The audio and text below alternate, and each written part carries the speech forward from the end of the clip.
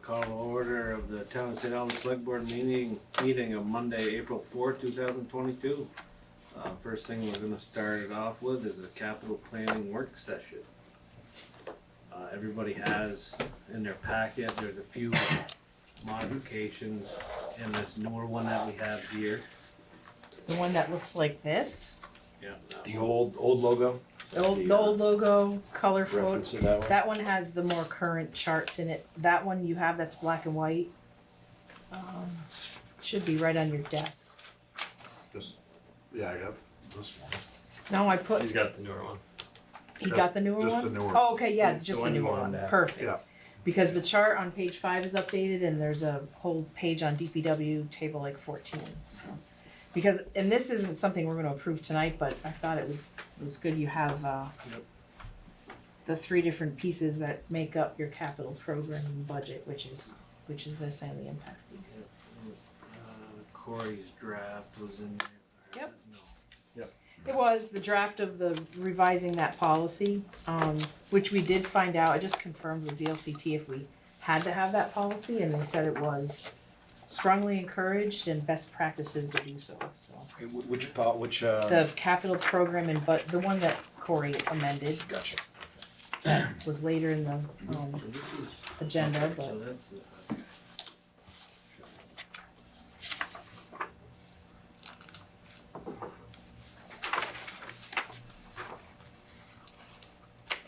so the last time, and you guys can decide how you wanna proceed, but the last time we did this, we went over the larger projects, and that's what this table was for. Kind of just providing staff, basically Corey and I, some direction on what you felt were priority projects for the next year. Because, the natural cycle of projects is we have a conceptual idea, and then we need to get some engineering plans and find out how much, roughly if it can be done and how much it's gonna cost to do it. And that's what we have to have at budget time, is we have to have more than just a conceptual plan. We can't obviously come to you in October and propose a project without a budget. Yeah, and I can give you guys an update of what we've been working on in planning. So we're finalizing the scope of work. We have Jack here, I know Brian and Jonathan know this, but we're considering as one of the options for our ARPA money is a sewer system in St. Albans Bay. There's a program to the state where you take a loan out, interest-free loan from the state to do the initial scoping study that you do not ever have to pay back to the state unless you build it. So it's kind of it's about $125,000 to do that initial work. So we're in the. Thought I wasn't coming, didn't you? We were. Place bets. So I'll restart that real quick. So, because Jack and Jeff, more for you guys, projects we're working on from an engineering perspective and planning right now, is one of the ARPA options is to put the money into a sewer system, and we're looking at what it might cost to do a sewer system in St. Albans Bay. There's a program to the state that we're signed up for to do the initial engineering that is interest-free loan to the town that never has to get paid back unless we actually build the sewer. So it's basically the state, we can hold it open some towns did this work 40 years ago and then don't have to pay it till they actually construct the sewer system. So what are we gonna do with that money? Study it? Right now, we're designing we're doing the initial design, so we'd allocate what it would cost, where the system, we can't ever put sewer into the lake, but we could do, a lot of communities are doing indirect discharge, so they basically build community mound systems for 300 homes or, One big one? we would probably do multiple small ones around the area. The engineers will come back with that, but that is one option we could do. We don't have to decide till 2024 how we spend the ARPA money, but we have to decide in 2024 and then we have to spend it by 2026. There's more flexibility. Now that's just for this engineering? Or No, the engineering we're doing is it would probably be about $100,000, but it's through the state program, so that won't use any of the ARPA funds or any other dollars from the town until we build it. Then we'd have to eat that cost in the build. But we could decide it's not a good idea to build once the study's done and move on. Well, where are they gonna put this, around here somewhere? And they're gonna, that's what the whole study will tell us, where, based on soils, where it could go. But it would be, the goal is to, one, allow for higher density growth in this area. Two, I'm sure there's some septic systems that are running pretty daylight into that bay. Yeah. And, you know, all the town can really do for water quality is stormwater and sewer. You know, our farms are all meeting their requirements and nothing that's not in the town's business or purview anyway. So you'd have to find somebody willing to sell you a piece of land right where it needs to be. Correct. But part of the study is designing, you know, what piece of land that is, because it's not just a piece of land, it's the right soils. and, Right. You know, You know any around here? Well, You know any like that around here? You said, Corey, we have to decide, but 2024 we have to decide, so the study would be done this year and we would know. study probably won't get done until next summer. Okay. We're just, Yeah. we haven't even signed the contract. Emily and I had an hour-long meeting today. We went out and selected a firm on qualifications, the way the process works. Then you narrow the scope. So we spent an hour going through 100 pages of contract information, coming up with the scope, and then once that kind of, they'll come back to us in another couple of weeks, and then probably sometime in May, that contract will come to you. Yeah. And you'll decide officially if we're going to move forward with that or not. Say, So you but are- you already got hypothetically, the engineer? Yeah, we haven't hired them to pay them, but we've selected the one we're negotiating with. You don't do 2 or 3? So the way this process, because it's a federal process, we had to hire based on qualifications, and then we go into negotiate. It's almost backwards, but we have to follow the federal steps on how to do it. Typically, we go out to bid. We had 3 firms bid on it, and we selected this firm as the most qualified, and the one we thought. This one is doing the Montgomery one. What we liked about it was they have a person fully on their staff who goes out and finds funding for towns. You know, is this a local outfit? Yep. Out of Burlington, Hoyle and Tanner. They do a lot of good work. my other question, Corey, so it came back next year and it wasn't feasible or we didn't like it, we would have maybe one more shot to try and do a study on something else. Or I'm waiting for more guidance, but the rumor I'm hearing out of DC is anything under 10 million to municipalities is getting much more broad on what you can. When this money first came out, we went this path. You could spend it on COVID-related things, water and sewer, or stormwater. And you know, we were thinking, well, what's with one-time money with $2 million? What would be the best investment in the community to build something it's that 2 million. Yeah. Roughly. 1.98 million. But roughly 2 million. So what was the best expense of that in those 3 categories? If that broadens out, that makes spending. And the feds may decide, well, you have till 2030 to spend it now because who knows?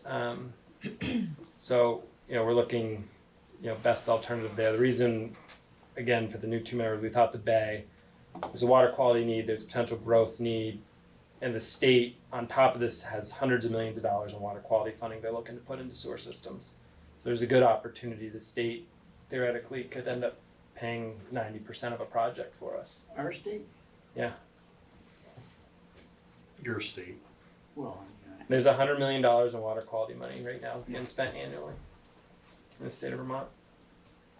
It's scalable, you know, is what was news to us a year or so ago, that you don't have to build one central water sewer system anymore. Yeah. You can do it for one area.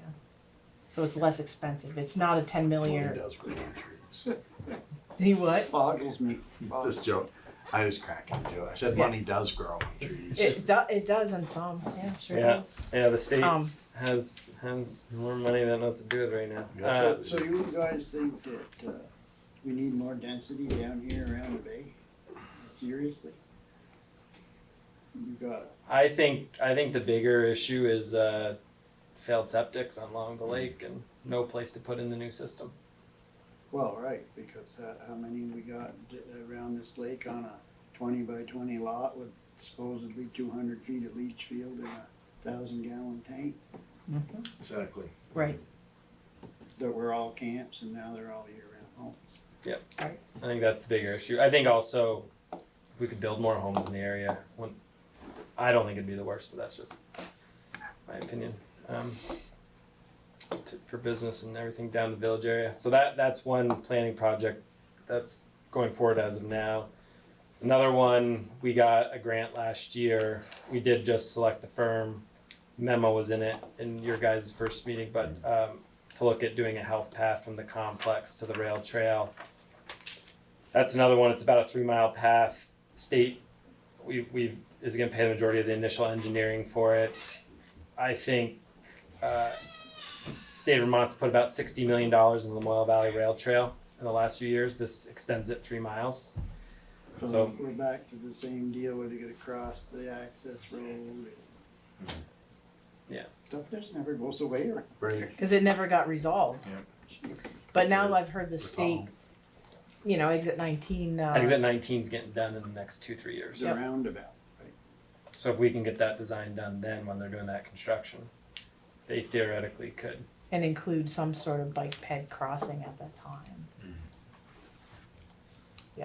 So those are So what we said before you got here was this was roughly what we started with 2 years ago, just to provide us with some direction for the next year or so, so that, well, less than a year, so that we can, if there's a project that we have no plans for, we can actually initiate some sort of conceptual project and budget to go along with it. So budget time, you have some realistic projects with associated budgets.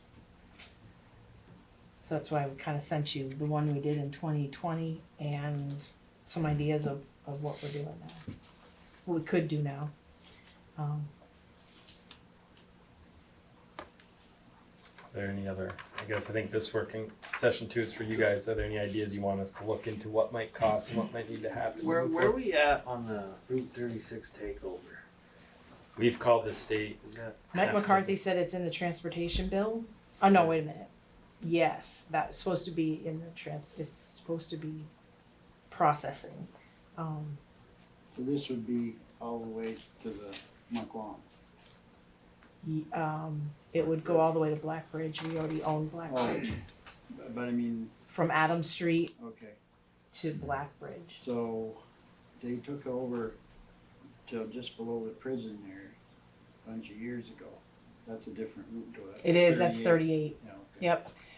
We were on hold because we wanted to negotiate some improvements for it, and we haven't heard back from them. I mean, I know the state's starting to open up again. Right, 'cause I know it was like COVID, everything's shut down. We tried last summer. Yeah, They kind of told us to wait, but we could follow up again. Yeah, there's 2 things in the transportation bill. The other thing is extending the easement on 207, so that's in here and relevant. That was I believe a 10-year easement so that we could use the federal and state easement. So if you get off exit 20 and you stop at that light, straight ahead is the easement from the state. And that was the one that was gonna go down around and go Yes. on to. Yeah, like our Kimball Ave, basically, a parallel road to Route 7. Truck route, farm route, whatever. But Is that still feasible? There was all kind of wetlands issues. This is my political advice would be if it's something we want to do, you want permits while you have this governor. That will get harder and harder as time goes on to be able to punch through those wetlands. But it'll still be expensive. But if we don't have the my guess is we'll get this one more 10-year easement. If it's not built in that 10 years from now, that road will never be able to get built. there were some challenges in the initial part. Ultimately, Wetlands said that they'd consider helping us get through a project if we actually had a project, but conceptually, it would be difficult to get through that department just for planning purposes. Do you have conceptual plans of that 207 extension? Can you send that to the board? I don't know if we have them in PDF.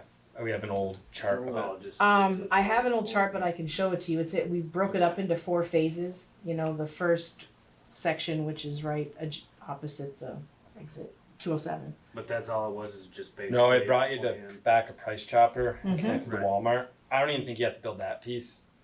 To me, the optionality, if you're gonna do anything, punch through the wetland. Yeah, well, it came out down there on Newton. It eventually comes over at Federal. By the, well, that's why they fixed that thing on Federal Street, so you go Federal straight Street across, extension. the one I drive through, Gary. Yeah. Yeah, the stop sign they stuck up there for some reason. But, didn't that hit Newton, back like down around the state garage or the armory, or did they move? Yeah, kind of the Fonda plant, that's Yeah. where it kinda Oh, went, okay. yeah, it stayed closer to Route 7. It broke it up into 4 phases, we got some conceptual, cost estimates on the first part. But unless we had a project, they didn't seem So- receptive. That go below the Seymour farm or through the Seymour farm? It's on the other side of the Other road. side. No, but that lower field, it The hits, lower it field. I'm hits, talking about the lower it field. hits Oh, part of, it yes, hits part of yes. the lower field. It does hit part of the lower field? We Yes. probably have to move some because it went through where Mike put some storage units. Yep. We probably have to move the road a little bit. From the original design, would have caught Right. the bottom of that property too. Yes, Ooh, that's wet. I mean, that was all 4 phases, we were proposing to start at the Gotcha. other end, but yeah, you're right, it is that Yep. lower. So yeah, we can send you we'll give you a I don't copy know of the map, if it's, not the end. I can of the probably world. go grab it. I was just wondering if You there's could. any like, it's right upstairs. It's just interesting to look at, and we went back and forth with them quite a while, actually. See, Army Corps was like a big holdup, wasn't it? Like, Army Corps and wetlands, actually. Yep. Because we argued that we wanted to plan effectively, and well, you don't have a project yet. Well, I So- mean, it was, when Walmart was coming in, that was all part of that, because of the traffic on Mhm. Route 7 and all that. Yeah, and Jeff Davis told us that he would be willing to provide an easement all the way to that road, so that take some traffic off Route 7. Yep, could have an alternate. But, so that 207 project, Mike did say is in the transportation bill, but 36 I'm not positive about.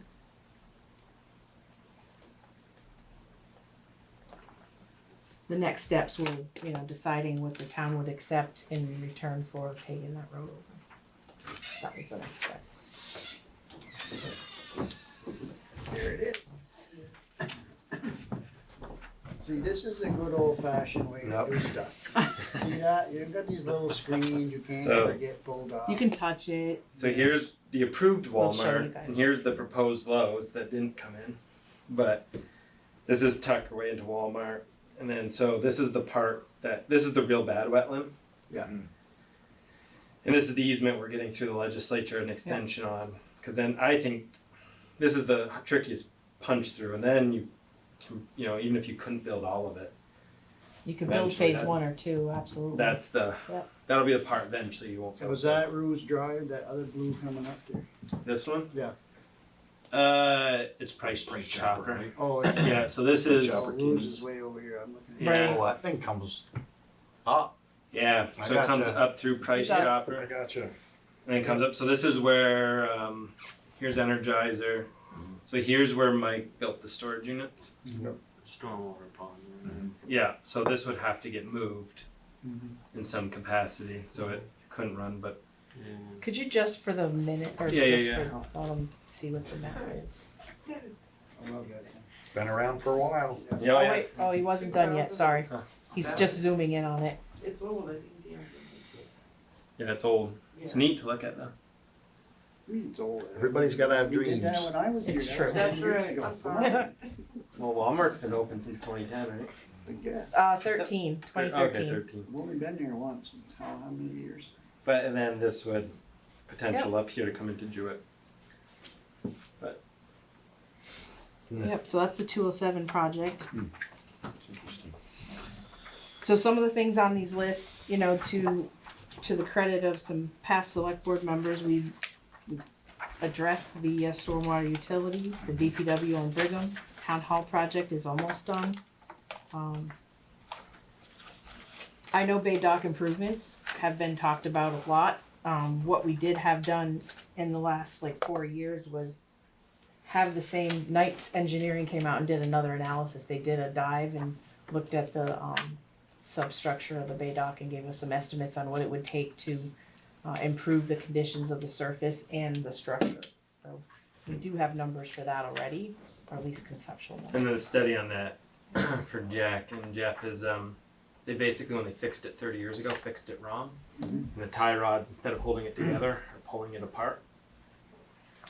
And so if that dock ever collapses into a lake, won't be able to put a new one in. So it's Why, because of the encroachment into the lake. Oh, yeah, rules. 'Cause we had- Didn't bother when they built it, pesky did- The little rules. things. Yeah, and so there's a couple plans. One's just to fix, but basically go back down to 80 feet, rebuild it all up, and keep it at current. Or you could spend money and go up to, I think it's at 90 something feet now. You could go to like 102 or 103. I think it was 101 or 102, Two. but Was there piles under there? Is that what? And then there's tie rods that kind of hold everything together. But the way they did the tension, they did it wrong. it's fixable, but we just said, originally we just wanted to resurface it and make it more user friendly, but you can't add any more weight to it until you fix those other things. We don't know how much that would be. Last year when we applied for the Welch money, throwing a shot in the dark, hoping we'd Oh, yeah, I remember that. get free money. Federal government, last year we got a request. Yeah. Ask us for how much money Yep. on anything. We're gonna put 10 requests in, and it's gonna be earmarked by Congress. It was about $1 million. It was $1 million or $2 million Yep. to do the best project. I'm not saying that's what we would do, but it's pretty pricey. But we were throwing, seeing if anything would stick, and And we got didn't get it, but the numbers you got were from Matt Young, so we got a professional estimator to look at this study. And freshen up the numbers, so it wasn't totally a wild guess, it was just. Wasn't that on the ballot, or was that to spend the money for the study, to do the initial study of the Bay Dock? I don't remember if that was our problem. Yeah, I Just don't think to we To do put the that on study? there. Okay, I knew there was something Right, years right. ago on. A lot of people love that dock, I think if we put it on there, Yeah. and support. We used to drive on Well, we still, they didn't say, just to be clear, they didn't say it was unsafe, they just said you can't add more weight to it right now, cause we used to test our pumps, our Right, you fire see trucks Fire down there. trucks on there. We used to have a big camper out there and had a bunch of kids go fishing for the alphabet blast. Back in the old days. In the old days. Good old days.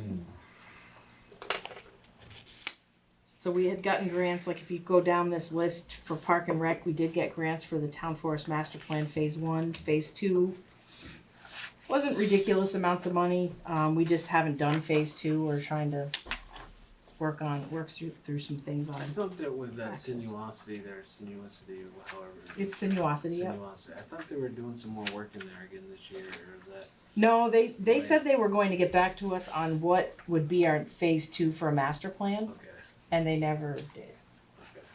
And I didn't know if we'd have funding, so we didn't really push it very hard, but, so they're not scheduled to do work this year. John, does that get a lot of use in the summer? A lot of people. Believe it or go not, out yeah, there, it right? does. I'm always surprised when I go out there.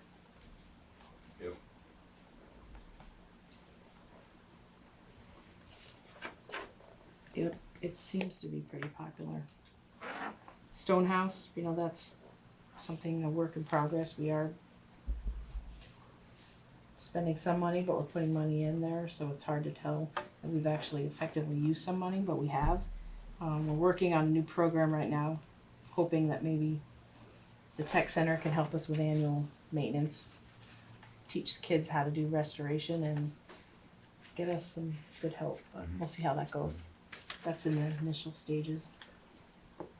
The funding that I think we're talking about here is what Corey was just alluding to, the raising of, putting more light into those areas that used to be the area where people changed, and actually improving a lot of the plumbing, and that's the estimate we got. That was $1 million maybe? For the town, the Stonehouse was The Stonehouse. to do everything from the roofing on through was 1.5 million or something about that ballpark. So what that was gonna do is modernize both bathrooms, put a catering kitchen in there, upgrade the electrical to accommodate a catering kitchen. Redo the roof line on Yeah. the middle sections that connect the wing pieces don't have any historical significance because they're not the historic roof on there. Right, there's supposed to be an So there was opening. gonna be an opening to let more light in. There was a design the select board had looked at 5 years ago or so that to do all that work would have been like 1.5. See, where they changed, that was just like a lean-to like thing, wasn't it? That's what they said, that somebody who went in from historic preservation actually approved these plans, cause they said it was daylighted. Or it was open. It was open, that's right. I Yep. recall, yeah. So that plan is a little more comprehensive and not We're not talking about just an electrical upgrade, that's a architectural change. So there's a number of different directions where we could go, we just need to know roughly which direction you'd like us to go in. I think the other property to consider, if anything to do with in the near future, is the old DPW site. What do you want to do with it? I think we obviously will have some environmental remediation. I think now's the time to go for that money because there's a lot more money now than ever for remediation there. But also, what do you want to do with it? I mean, community surveys that said boat launches and other things. I don't know what else. Well, we talked about like a rec area in general with a Yep. boat launch, Right. right? So do we want to start engineering that or getting a study done this year?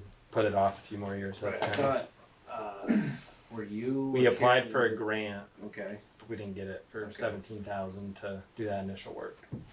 And KAS is the company that's been analyzing the soil there, and they're coming to the select board meeting on the 18th to explain what we've done in the past, what they found, and what the steps are going forward. Yeah, That's one of those. It's, I always look for grants. If we have a grant opportunity to fund something like this, especially the initial studies, we go for them.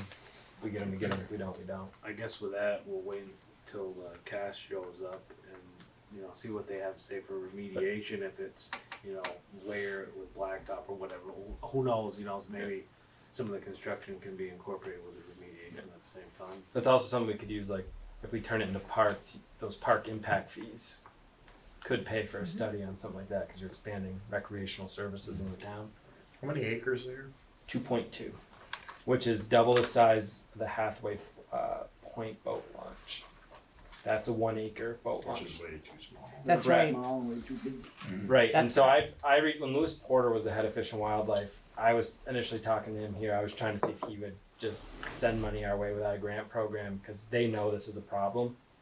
And I was hoping that if we built another one, we could help ease their issues there, but try to pull some money from the state to do that. Would they let us modify anything in the water? Like- They would let us put a boat launch in. We would have to go through engineering and the permitting. That'd probably be the most expensive So part. we, like the salt shed, All that would be torn down. you gotta tear that down. The orange building already Unless needs. is it a historical thing? No, It's no, not but- on the registry, It's it's just not. a nice storage place, Of course, you couldn't put extra salt down there, that wouldn't go over good, but. No. No, I had a quick question, just thinking of the Loop Road 207. Do you think, would it be feasible if that happened to have, instead of having that Route 7 sidewalk, would that be a better alternative, you think? probably. I don't know. I mean, it's another. Would people I mean, I'm use just it? wondering if You'll it's, decrease traffic on Route 7. Oh, yeah. yeah, and, Mhm. yeah, and give it just a different path out there. I mean, you'd probably be cheaper to put a sidewalk in when you're building a road instead of But trying to put that's one what I'm in That's thinking. right. afterwards. Yep. Yeah, We had talked about that. Probably be safer down there than where they're thinking of putting. Yeah. So we got that tractor and ride anything, even a horse. So yeah, I mean, those are as Carrie said, those are kind of the options of things we could go, but up to you guys to. I mean, it looks like on the right side is where, past select board, looks like they picked their 1 through 5, is that, Yep. I'm assuming that is that? We were that's just the best trying to- path forward? Exactly, yep. And Is that in this packet? I don't know. it was, this Yeah. Yeah. should have been in what was called the executive session, or the planning meeting. Binder, yeah. Planning. Binder. This one, Yep. Yes, yep, that packet that starts with the, that's it, yep. It seemed to work to try to let people voice their opinion and make it a little less subjective, and then we just ranked it at the end.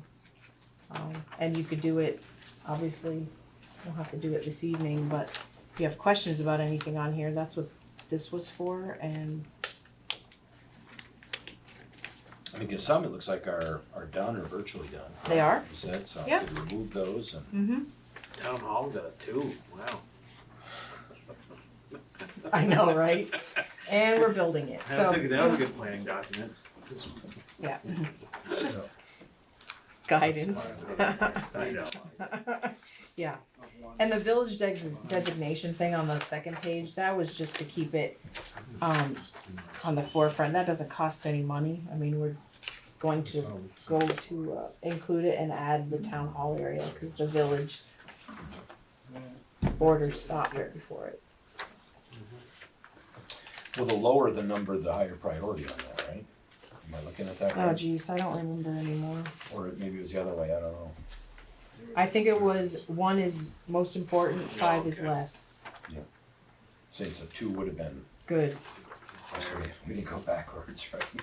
I'm just, yeah, you're probably right, cause some of Yeah. this stuff.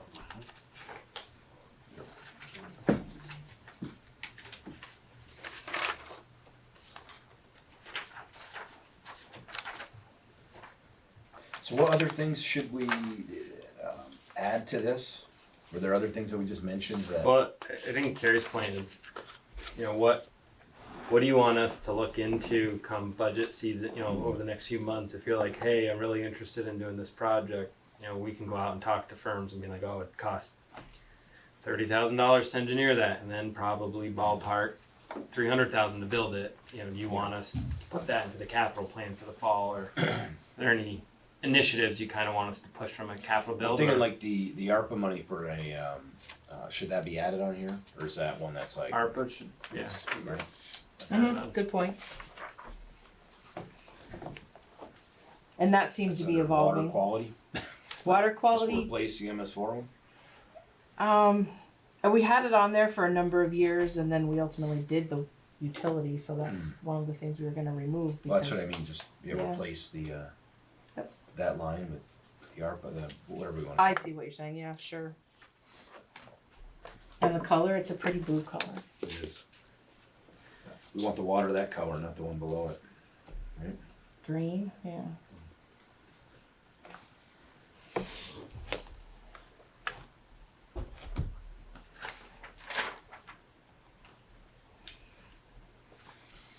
I mean, the guardrails, I guess, are written somewhat by our capital improvement plan, which is why I sent that to everybody, so you can understand what the planning commission and the select board had decided back from, you know, roughly from 21 to 25.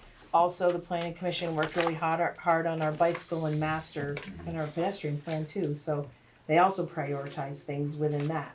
You know, they ranked them about page 8, and they show like the top 10 places we should start with for bike and ped options.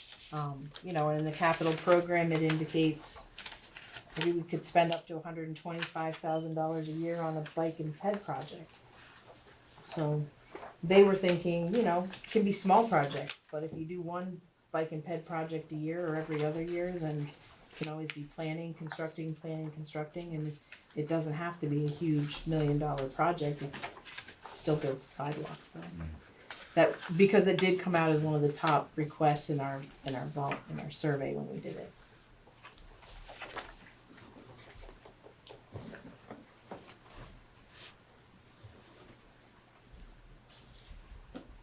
What's the plan for this building? Don't have one yet.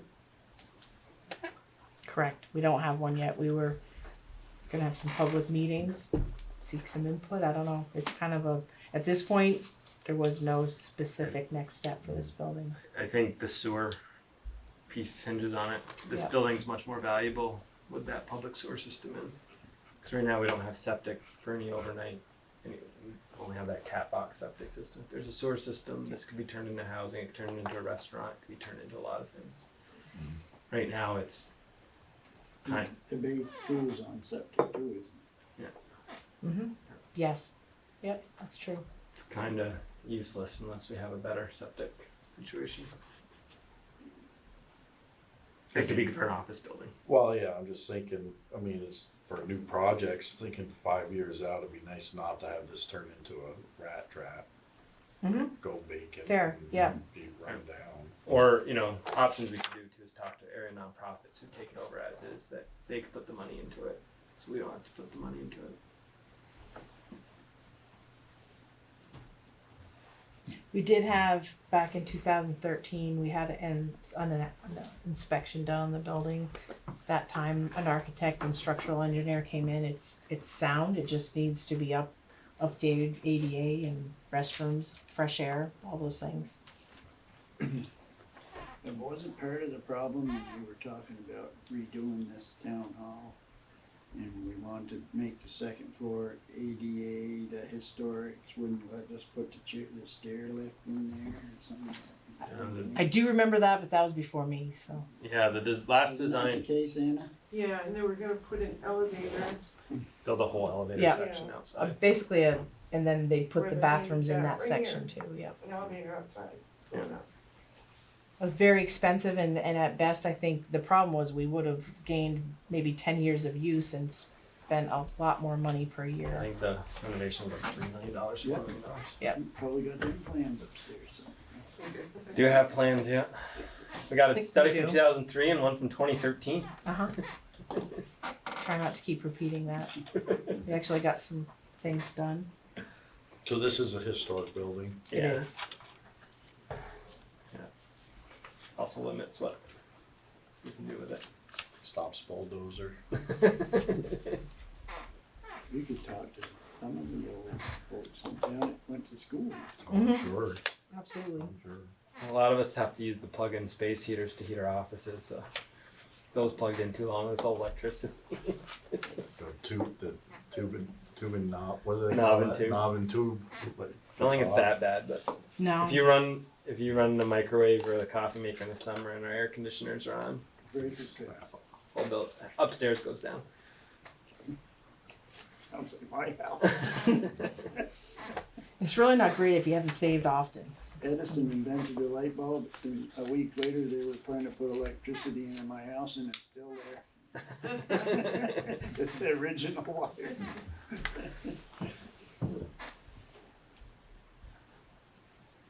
So you can put anything on this list, you know, it just that it's something we need consensus to move forward on.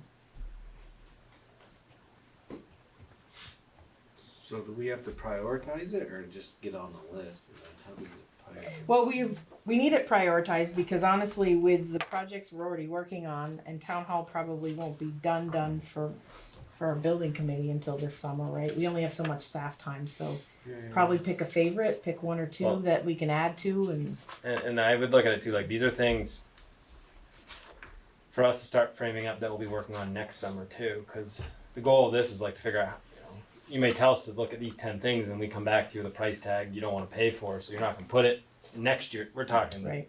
24 budget already. Like, where do you want us to start collecting information and doing research so that when we build the budget for next year, we're putting it in front of you to what those costs may look like to make those next steps for you to decide if you want to fund it at that point. Like, this is just, don't even waste your time looking into it, or yeah, go kick the tires on this, this, and this. Correct. Because it takes like 3 to 5 years to do most even modestly complicated municipal projects, and 2 to 3 of those years are planning years. They're not exciting. That's not groundbreaking or ribbon cutting stuff, but it does take some time to get the planning part done. And a little bit of money, a little bit of seed money. You know, we asked for some last year in the budget, and we'll probably still ask for that. Just like we did with stormwater, we need money to get the planning process going, so that every year, just like Emily's doing now, you plan for planning, you plan for conceptual plans, and then you plan for construction, so that you see a little bit of progress all the time.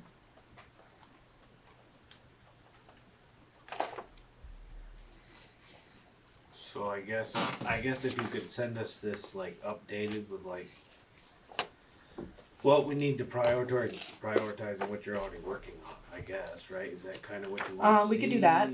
Yeah, Or I won't- we'll eliminate things like the town hall and the water quality. The health path to me is in progress, so you don't really need that on there either. Yeah. DPW, write us down. Yep.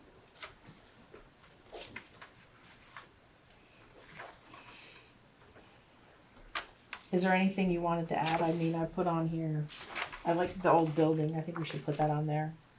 What do you do It with? seems like we should have a plan Yeah. for it, or Yeah. at least work on getting a plan for it. Correct. Yeah, Even if I it's mean, just sell it. yeah, Whatever. yeah, we need, like, I think Carrie, I think I talked with Carrie talked to me about, you know, having a couple public, you know, hearings about it and then getting the public's input Yeah. and see what, you know. I so think it's- your old garage bolt launch area thing is probably a pretty good, Oh, yeah. something to consider.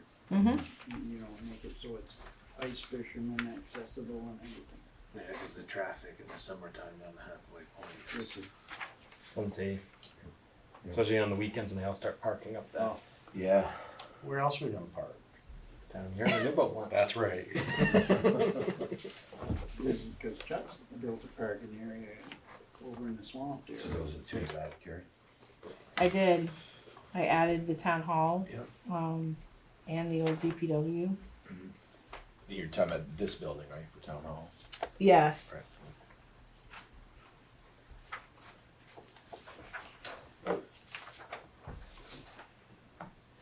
I mean, and as we go through it, there could be some other things, you So know. I don't know if like, what we do with this building should really be on that list. I don't think, like, and maybe it should, but I don't think we should be holding on to this building and developing it, or, you know, or maybe that's, you know, It depends, I think it depends on well, what would- whether or not the town has to invest in the building to get rid of it. Right. I don't Yeah, know. okay, yeah, okay. I that's don't- fair. I don't I'm know. I'm just thinking like, what as a municipality today Mhm. would we use this building for? Like, I can't think of one thing that we would use it for. It would make a No, nice, I agree quick with that apartment 100%, but Yeah, it's how do we also, dispose don't of we it? have an obligation to do something with it other than just Yeah. walk away from it? I don't know, I Well, I mean, like you could try to put it up for sale, some developer buy it, turn it into apartments or something like that. I mean, like, but yeah, so. I just, cause if Yeah. I hold on, like you say, it's gonna turn into a rat trap. do we have somewhere else we can keep it on the radar other than here? Yeah, I think Then as soon as we move out, it could almost be like an August select board. Whenever we move out, we have a full select board meeting at that point to okay, and discuss then it. we'll discuss, Yeah. cause I don't. To me, it was always I premature to. guess it can live on here, but like, to me, that would be like top priority, let's figure it out, right? Yeah, and I just Either don't get know it where on to the put grand it. list, or we keep it for Well, another year. It can be on our management pen list, you know, Corey and I work through that, and you're gonna get one once every month. It has a list, and every July 1st, we reset that list with projects that you've asked us to work on. They remain red until we've taken action on them, yellow if they're in progress, and green if we finish them. And we are gonna keep that list the same for the whole year, so they can be small it may make projects more sense to put on that. that there than, Yep. than here, because I just didn't know where to put it, but I Yeah, didn't, yeah. I don't wanna move and then just drive by it all the time, I don't wanna forget about it either, right? watch it.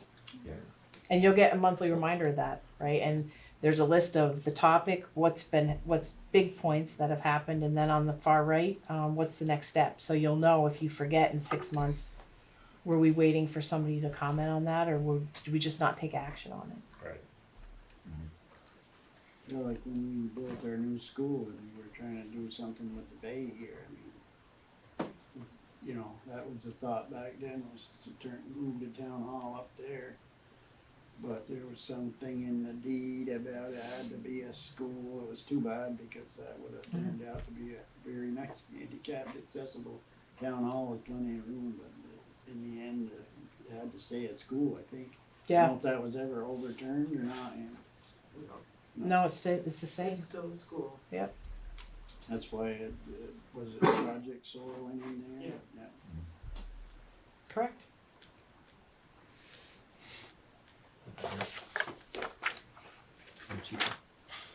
Always something. Those deed restrictions. I do have here, specifically for the new ones, but I put it in a little easier reading for select board members. How we came up with the truck replacement each year, if you add it up, won't be the 200,000 we asked for, but average out over 10 years, it's kind of that truck replacement schedule It's that last. that yeah, Alan table had given us 14. of what's on order, what, you know, we didn't fund a couple years, but what we expect something to cost new, trade-in value, all of that. That'll be part of that CIP plan and kind of where things lie there. Sir? I don't need one, no, we'll leave it there.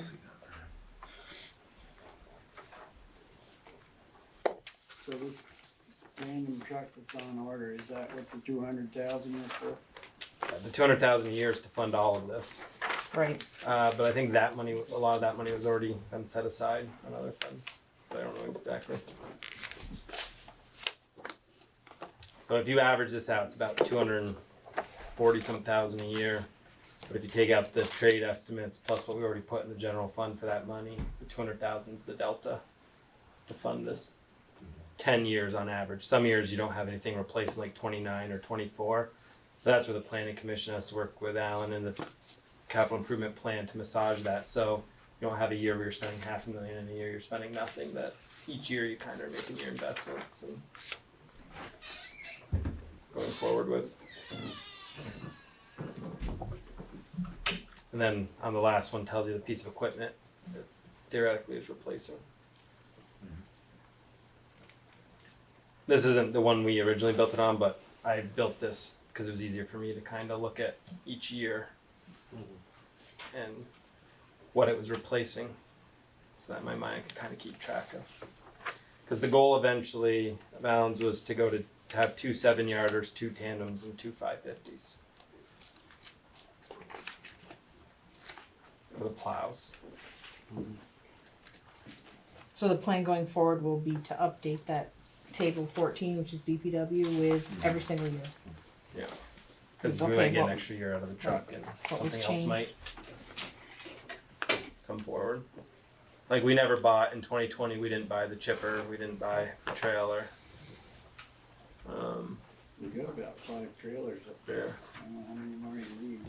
That's a question too on some of it. You know, Carrie and I have talked, do we even need a chipper? How often do we chip? Is it cheaper to go rent one every year instead of spending 60,000 on, you know, that's a policy discussion with the public works director at the time, but those are things I think we could debate when we get to capital improvement time of, does that make sense for us to even own that equipment?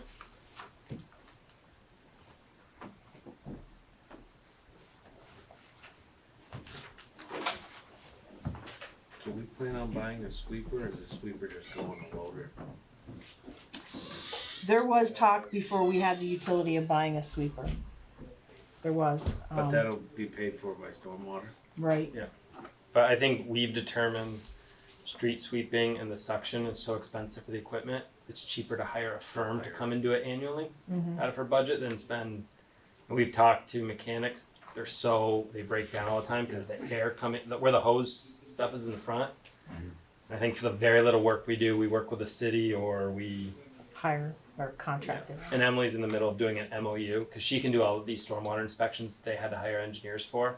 So get an agreement where she'll do their inspections for them, but we'll get use of their truck as a trade-off, but we'll get it in a contractual agreement. Okay. But it's probably not worth us buying a street sweeper or. We were gonna do that at one point. We were gonna go in the city and buy it together. Mm-hmm. And I don't remember what happened to that deal. So the same as everything else. But we never bought a piece of equipment. We didn't buy that piece of equipment with them anyway. I think the only thing she is buying this year out of her budget for public works is a brush hog, push behind brush hog, to where the ponds that we have built now are sometimes tough to get. It's like she's gonna get them a brush hog to get in there and cut all the, needs to get cut a couple times a year. Right. Instead of It's- sending a kid there every week to weed whack, Correct. you need to do it twice a year. Oh, there's an arm you mean that goes on the tractor? You got one of them, don't you? Huh? No, like with a, No, just a push behind Like brush a hog. you know, DR field DR, mower type Yeah, thing. like a mower. Yeah. a weed whacker on steroids, basically. I have one, but it's Yeah. Those are fun. reduce the frequency, still keeps everything from growing, you know, the naughty stuff. Now, is this all in what, our retention ponds? Yes. But anything that's stormwater related, stormwater should be paying for. Yeah. So I know it's dry, but when you actually look at these things, you can see how they dovetail into each other, and Yep. we'll get into a cycle where planning helps us helps the select board too, you know, in the spring of every year. What we did just for Jeff Jack. So originally, Alan had new lawn mowers, like 0 turns every 5 years, because he says the decks get beat up. So when we beat that number, I said, oh, well, why don't we buy new decks instead of new tractors every, you know, if the tractor can go another 5, but a deck, if the tractor lasts 10, but a deck is 5, you know, we're just putting decks on in 5 years.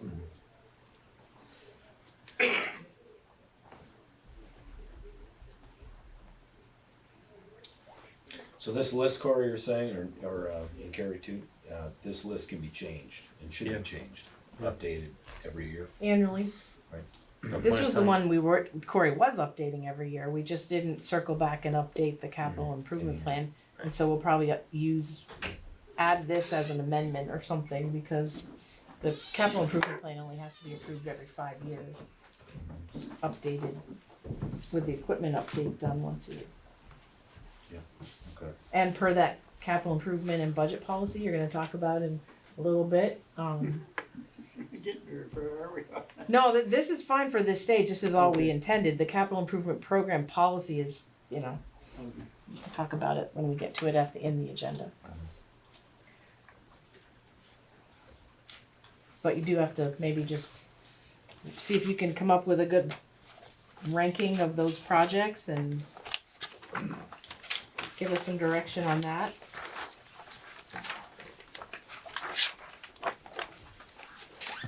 And you can just email it or drop it off in my office, or Jen's desk. The same idea, rank them 1 through 5, right? Yeah, 1 being your highest priority, 5 being lowest. That should be on there actually. So as not to confuse the. It could be points or. Right.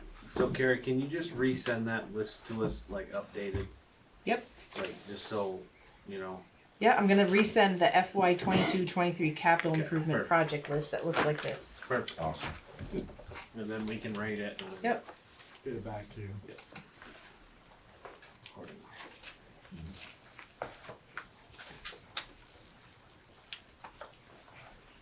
Okay. We're gonna start the other portion of the meeting. Can I just give you this first? Mm-hmm. Step 3 down. So, I know you asked me for this, and I was working right to the back. Kind of the same thing that I did Okay. last time. She does. Thank you, sir. Did you read it thoroughly? Should I give everybody one? Yeah. Thank you. You don't have to go over that right away, but that's the finance question stuff that, Well, Always nice to see it. Numbers. what about the numbers? I'm gonna do data.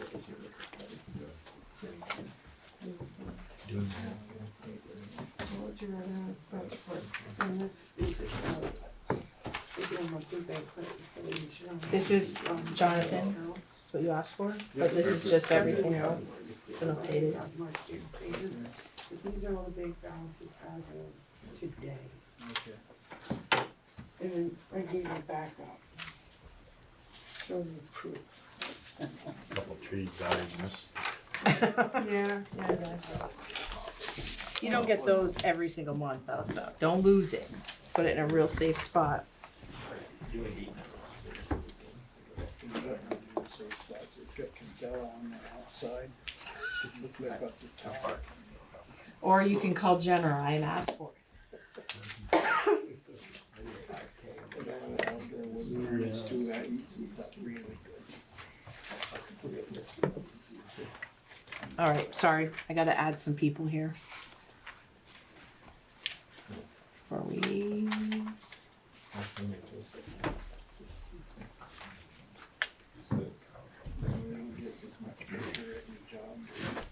Oh, yeah. What do you do? Yep. Paper. hi Nate, Hey, Carrie. don't forget to mute.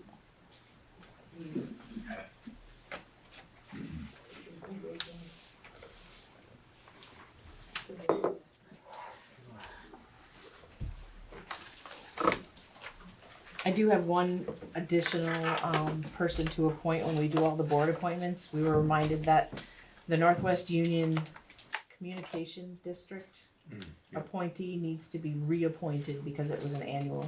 Yeah. Steve is Steve still- Deal. Yeah. He's very much still interested, but they reminded us that he needs to be reappointed.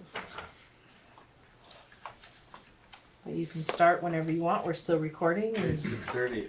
Yep. We're gonna start the regular meeting. Mhm. We stand for the pledge. Pardon? Uh, Okay. United States of Two America. and three. Which stands one nation. please, you need to. I'm sorry. You need to mute Al. I think you can mute him. I- Oh, you need to mute. I will. It's not. Okay, There. Well done. Not really. Took me way too long. Okay. I didn't hear these down at all. Sounds good. So moving on, first thing is the warrants. I have the general fund warrants dated March 31st, 2022, in the amount of $15,264.27. Nothing really spectacular on there, just pretty standard purchases. Anybody want to make a motion to approve? Second. Second. Thank you.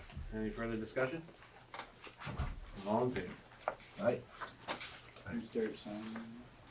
Huh? You start signing. You can sign. Go ahead. Okay, so the next warrant we have here is for the infrastructure development warrant.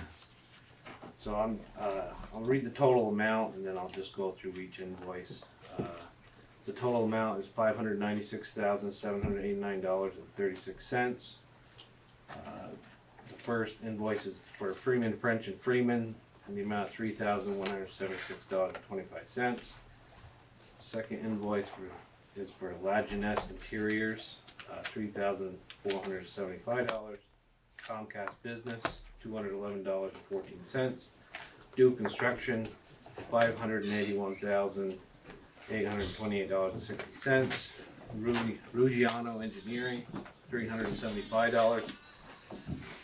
Peterson Consulting, $5,106.25. Integrity Communications for $2,617.12. Anybody want to make a motion to approve this warrant? I'll make a motion. Second. Any further discussion? What's that? They're the design architects for the town hall. Yep. They've been providing some project oversight and This as is well. all for the town hall costs and all the town hall stuff. Okay. The new town hall. make those motions, please. Who made the motion? I did. Jeff did. Jeff made the motion. Jack seconded. Any further? Thank you. Any further discussion? All in favor? Aye. Okay. Brian has the payroll warrant. Got two payroll warrants, one for March 25th, 2022, the other for April 1st. One for March 25th is the one with the extra agency checks, so it's in the amount of $37,090.29. The one for April 1st is without the agency checks, so it's $24,176.09. I looked through them all, like I'm sure you did, and they all look pretty standard, so. I would make a motion that we accept both these payroll warrants. Second. Any further discussion? All in favor? Aye. Okay.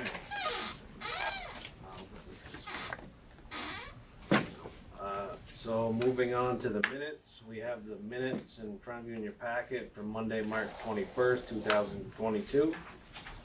Anybody have any more edits or anything? All good? No, those are good. Okay, anybody wanna make a motion to approve? So moved. That was Jack. Jack, Yep, second that. any further discussion? All in favor? Aye. Aye. Okay.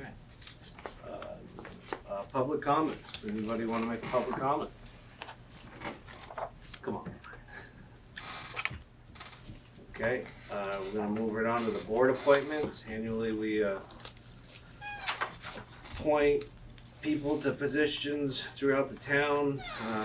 We have quite an extensive list of appointments.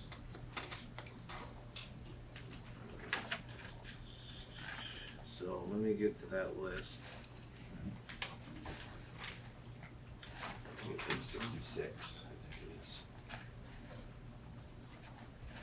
Bear with me here. I already got it, John. Wow, I know. This thing isn't, it's nice because you don't have all the paper, but.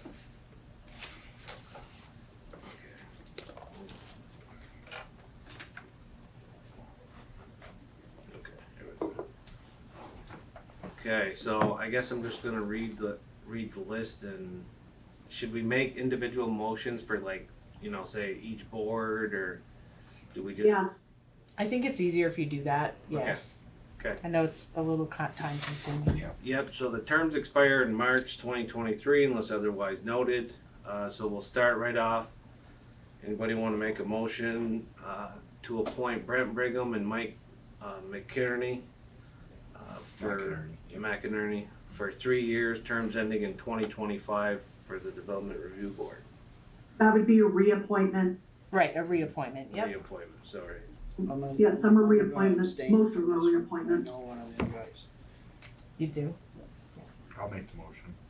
So Jeff made the motion, Yeah, I'll second it. Any further discussion? I'm sorry, and Jack abstained. All in favor? Aye. Aye. I vote on that one, right? When there's Correct. not a quorum. Okay. DRB alternates, we still have 2 positions open as of today, right, Gary? That's correct. Planning Commission, no terms expire this year. Regional Planning Commission.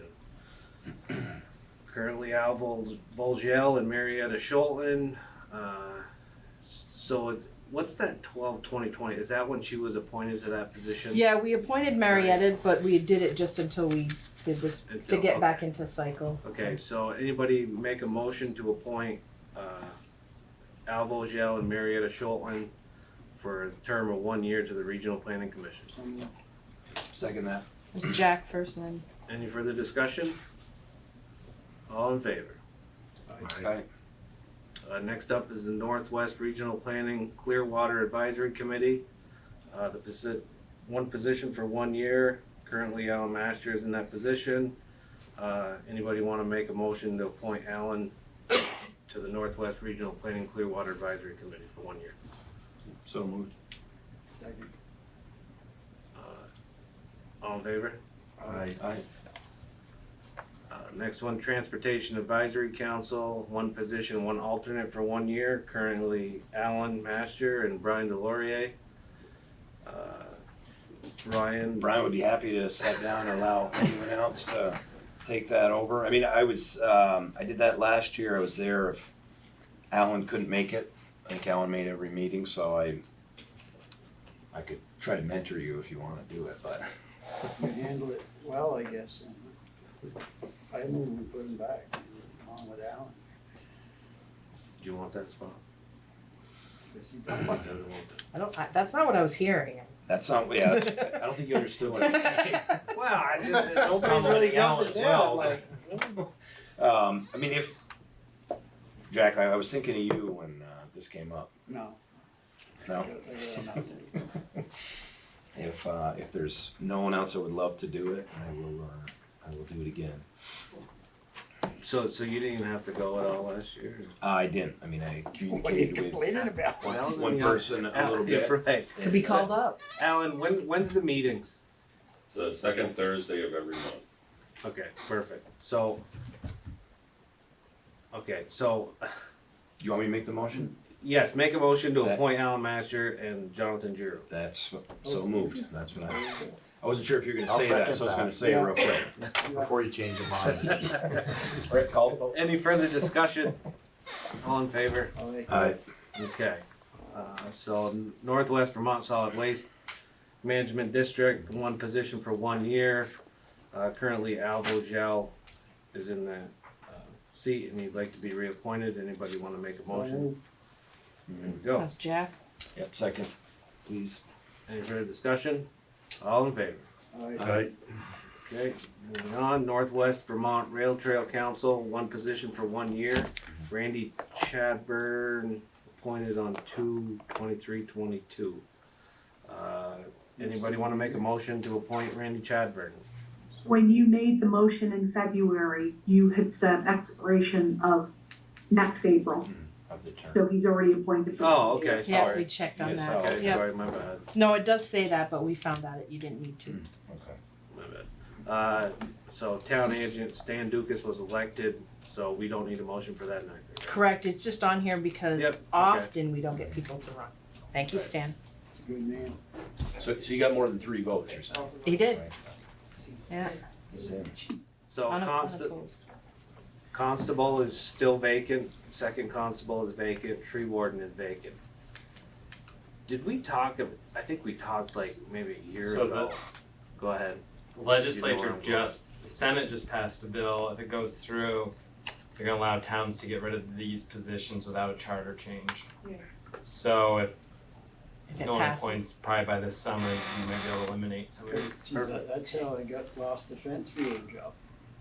It is true, we're sorry about that. I had that for a long time. Yeah. Well, if you want, we can go right back up to the, One of the other Transport- positions. Transportation Advisory That's Council. good, but I was a tree warden once. We too. have asked in the past, to your point, if we could eliminate them, and I until know, now, we we could talked not. about it and That's I right. didn't remember the What about the answer. weigher of coal? It's no more. No more, sorry, you All can't. the good stuff's gone. Yeah, Times changed that. Can't use coal. Okay, so next up is the Police Advisory Committee. Terms expire, well, no, there's 2-year and 1-year terms on that anyways. So, the first two, Preston Fuller and Jay Sweeney would like to be reappointed and their terms will end in March 2023. But should I do the whole thing or just do the separate? Yeah, okay. You can do the Anybody? whole thing in one motion. Okay, and then Jesse, Nakuma. Oh. I did, you prefer that, don't you? My legal first name is Jesse, but everybody calls me Takuma. That's what I thought, yeah. okay, Nakuma Palzeski. And Yes, Falcheski, yes. Palcheski, and David Barrow. Barrow. Anybody wanna make, I know. No, David Barrow withdrew. Like, It's okay, just Nakuma. okay, Okay, that's not what the, so that position's still open for the other 1 year. No, There were 2 for one position. There's so 2 for one you're position, one but now it's down person. to 1. Right. you didn't have to This make a is choice. That happened at the last minute. There was a fight for this. Yeah, there was a little bit of a Oh, contest for that, wow. but Nakuma won out on that one. Okay, Daniel Charbonneau for a 2-year term. He's already on it, I don't think they have to be reappointed. Okay, there's, You only have to do the ones above the top. line. Okay. Above the line, but I have, okay, so anybody wanna make the motion for the, Preston Fuller, Jay Sweeney, and Jesse Palzeski, I'll make that for a motion. 1-year term? Yep, second that. Any further discussion? All in favor? Aye. So- and then there's one more I added. The Northwest Okay. Northwest Regional And then the Planning. historical and the parks, that's good. Yep, that's all good to go Perfect. right now. There are no expirations Okay. on that. That was a little, I guess I should have reviewed that better. Okay, and so the last one is the Northwest Union Communication District, Correct, is that how that goes? And that's for a 1-year term, it is. and Steve Deal wants to be reappointed to that position. He does. Anybody wanna make a motion? I'd make that motion. I'll second it. Any further discussion? All in favor? Aye. That concludes the board appointments. And next, in your packet, you had the local emergency management plan. This is a document we adopt annually. I believe Bob Cross worked with Jen to review it and made necessary changes. I don't know if the board had any changes they want to make to that document. I didn't see any that really popped out. This is really the emergency management's short list of people to call when something happens. At some point, the select board's probably gonna have to take some national incident management systems trainings again. Like a 1-2 hours. Well, I guess they made it 2 hours now, but training class. Is it online or does somebody come? The last time we've done it, somebody came here and did it, but I can ask if it's available online. It's pretty dry. It's gonna be very challenging to get through 2 hours of that by yourself. Not that it's super exciting in person, but it's a little more interesting in person, I think. Okay, perfect. Does anybody wanna make a motion to approve the 2022 local emergency management plan? So moved. Wait a second. I'll second it. Any further discussion? All in favor? Aye. Okay, town manager's report. Carrie? Awesome, thanks. So the first thing we have on there, and that's why we have our building committee present, Aunt Emily. We're gonna talk about the town hall, well water recommendation that our committee's been working on for the past week and a half. I know you guys talked about it at your last meeting. I'm going to have Emily come forward. She's worked pretty hard, and anyone else from the building committee can as well, at least sit near Corey if you could. I know Jason's hiding in the corner over there. Yeah, we see it. So we worked with, both Emily worked with the state, we worked with a couple different engineers, and what we came up with was this recommendation. What's that?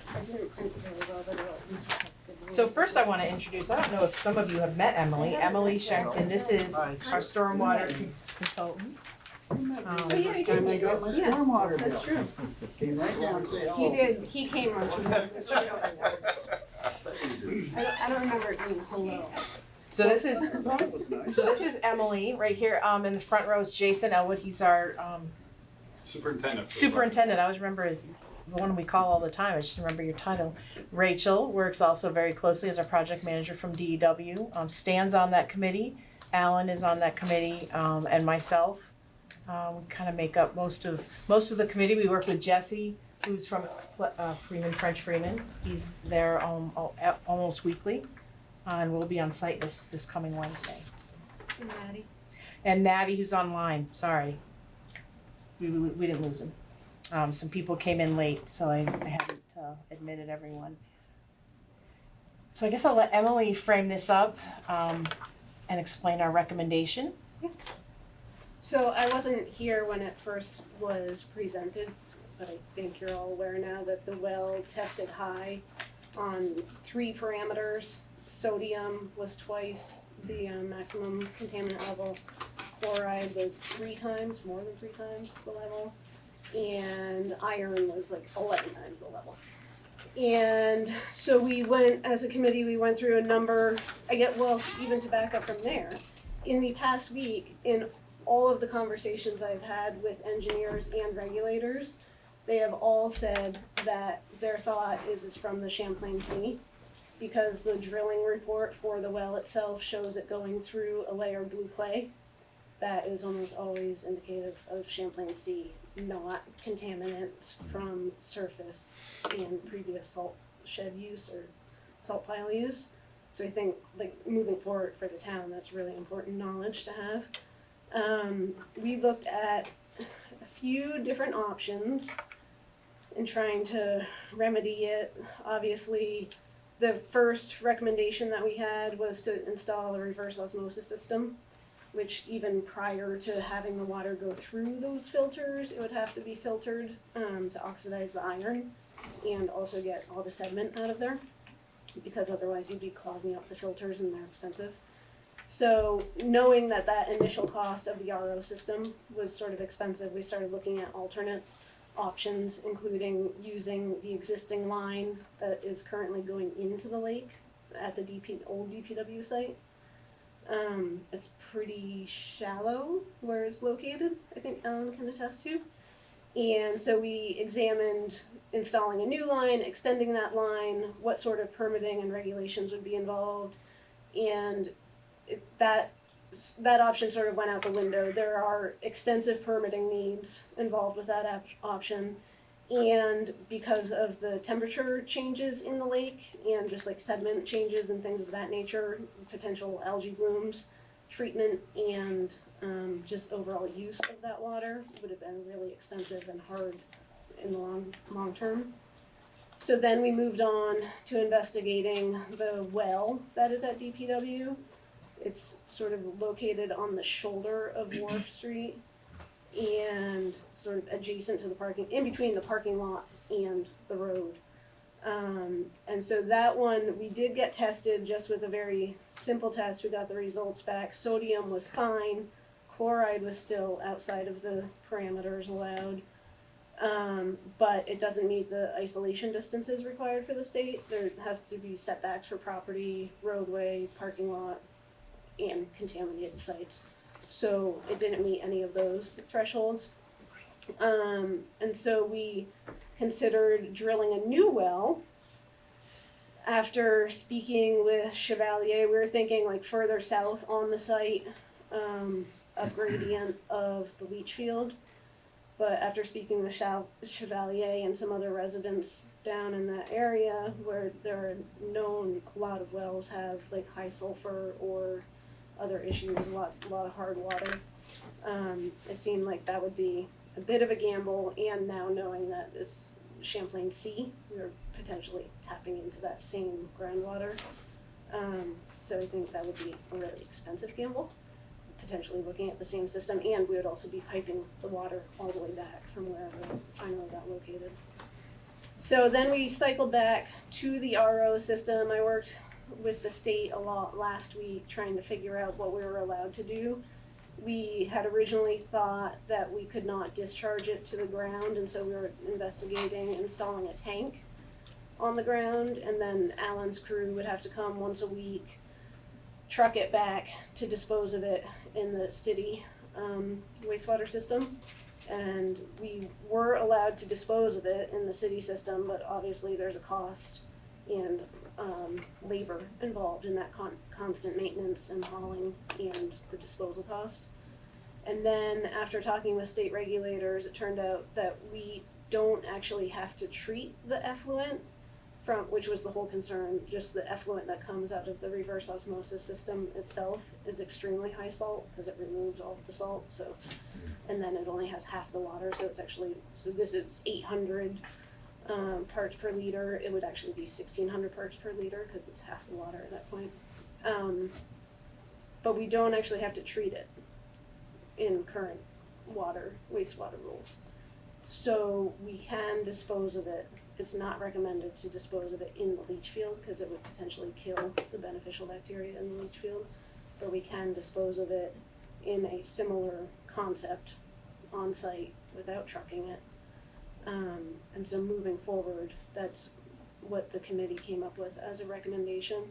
I made up a plan. It didn't print very well, but it sort of gives a, can I steal yours, Jeff? So this is our shoreline protection zone. It's 250 feet from the mean high water mark of the lake. And so we want to stay outside of that zone. We want to stay away from our existing leach field. The designers and state recommended at least 35 feet off the toe of the slope. So we have it placed here, which is 50 feet from toe of slope. I'm not sure the overall sizing. I think that should be determined by an engineer, not by our staff.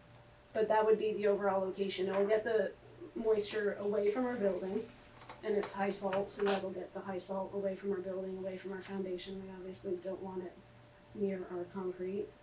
And it will keep it, there's a potential wetland area over here that we would have impacts in, so we want to avoid that area, avoid the shoreline, and this is the easement for the neighboring property to install a leach field should they ever choose to, so we have to stay outside of that zone.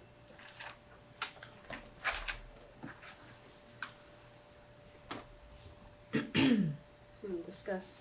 And so actually after Emily's done, we're gonna have Rachel from, she's the money person, talk about how this affects our budget. And we all talked about this earlier extensively, that this recommendation is the fastest option, and the most efficient option, for everyone involved, so I'll let Rachel. Take it from there. So I put together kind of just a rough order of magnitude pricing, just kind of based on what we're thinking we're gonna need. It'll be finalized once we get the design, but just kind of based on the pricing we had for the mound system, we're thinking it's gonna be something similar, but not that full capacity. The trenching and then the RO system. The RO came in originally, when it was fully sized at 27,000, after doing some VE, reviewing with the engineers, if we can reduce that peak load, we're able to reduce the pump, some storage tanks, and the actual RO size, that was a big cost, and got that down to 20,000. And then based on, if we do something, our mound system was around 25,000, so based on that value and the RO, we're at like the 55,000, throw in some electrical, so I'm thinking they'll be in the ballpark of 60,000. And then schedule-wise, it's looking like, depending on how long the design takes and the material procurement, I'm thinking end of June to early August would be the timeline. We just found out on the RO was kind of the unknown for lead time, and based on the previous order that Chevalier just had, it's 3 to 4 weeks. It comes out of California. So that would be the kind of a bigger factor of what that schedule would look like. But right now I have that factored in for the end of June, end of early August. And a lot of that is kind of sitting time. We have to, the test results for the water is 2 weeks. So there's 2 weeks where we send in this water sample, it comes back and it's good. So that's kind of the critical path, how fast we can get that water sample taken and submitted. So we will physically be done 2 weeks ahead of that, but the water results have to come back so that we can certify the plumbing and close out that permit so we can get the CO. So what we're looking for tonight is acceptance of hopefully our recommended option, so that we can start getting these things going as soon as possible. Every day of delay will ultimately cost us some money. So we gotta build a mound for the RO wall. I don't think we necessary. have to do a mound. It'll be the engineers. regular It leach could be field? a trench, yeah. Mm-hmm. Cause we don't have to treat it, we just have to dispose of it, but we wanna make sure it's not harming our mound or other systems. Is this our mound now? Just to your right of that. That's the easement for Jackie Brown's.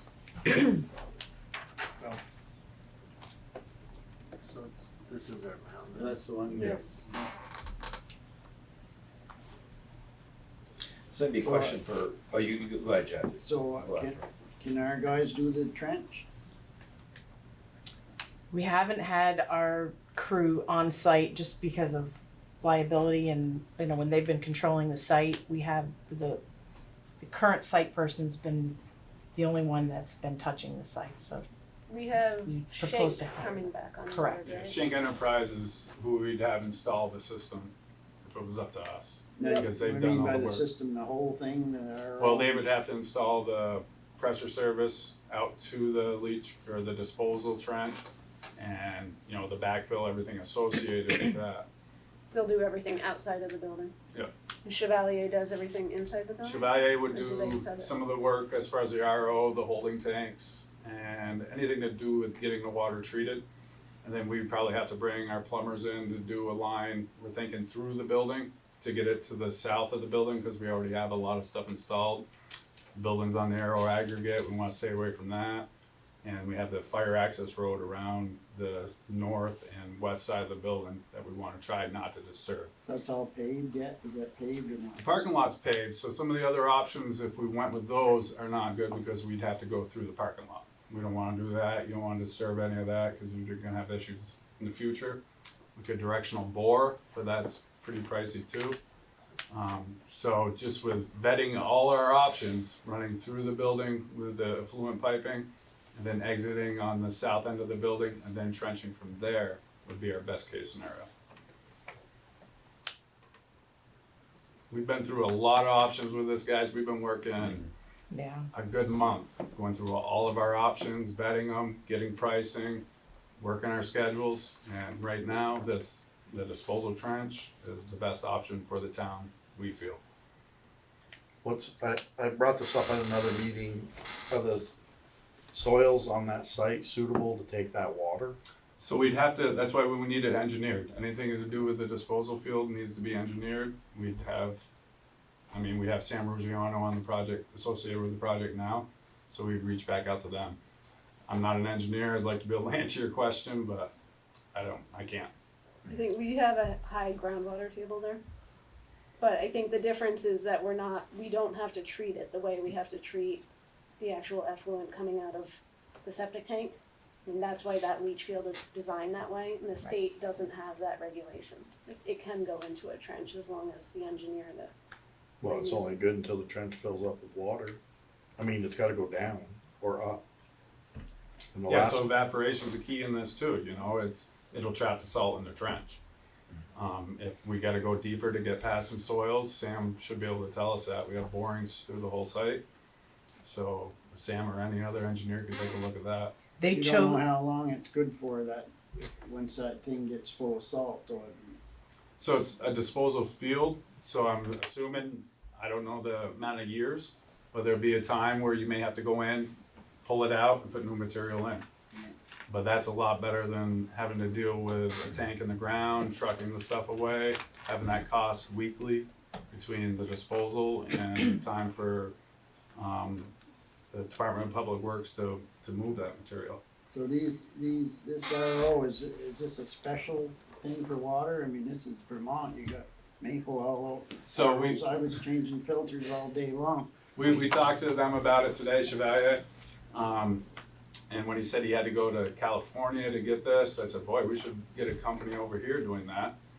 And he said, well, you don't run into this a lot, you know, as far as the wells they drill and hitting the salt, more around the lake. Yeah. And I asked, well, there's maple here. He said, well, that's a different membrane. So it is specific to removing the salt Yeah, from but the you're water. just talking the membrane, the machine's the same, isn't it? I can't speak to that. I don't Pretty know sure exactly. There's a maple membrane and there's one for water, I mean. I don't know, Jack. I can't tell you for sure. but the engineers that designed that leach field picked that location for ours and the one for Jackie based on soil evaluation. So I know that was part of the analysis early on. I'm not an engineer either, but they did purposely pick that area on our lot. so there's no way, impossible to use the existing well. This is using the well on town hall site. Using The the new other well. Yeah. well on the other The side. DPW well, no. Cannot do it. Sitting there, nothing wrong with it, can't use it. Well, Well, nothing that wrong one- with it is not accurate, but Yeah, it's high on chloride also, so Yeah. no matter what, we would have to be providing treatment there. And we don't have the results from the full test yet. It could also be high in iron, which was one of the really complicating factors in the town hall well. But the thing that nixed it was the proximity to the road and other areas, that, like Emily alluded to with the isolation distance. It didn't matter if that was pristine, we couldn't use that well I tried to get permission to grandfather it in and they wouldn't. for the town hall project. Who's gonna that ask you? mission from? State drinking DC. water. DC. It's all in the Vermont water supply rules. It's not, to add to that too, so that well is 236 feet deep, so it's a lot shallower and you could be affected by the contaminant on that site now. The pump's no good in that well, and none of the wiring's good for that well. All the wiring goes back to the orange garage that nobody really knows the future of. So you'd have to get power to that well somehow. So whether it comes from the new town hall, you're adding cost to bring power over. And we gotta cross a wetland to get there. So directional drilling. Yep.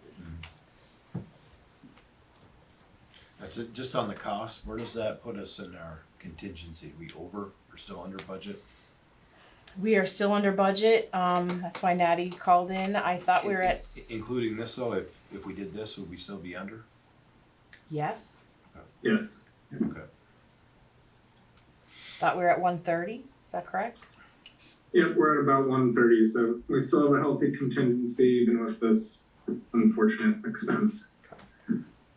So our contingency's 130. Correct. That's what's left. That's what's Yeah. there now. And we're about 90, in terms of stuff that could pop up, we're like 90-something% done, would you say? I know it's an estimate, but About 90%. 99.9?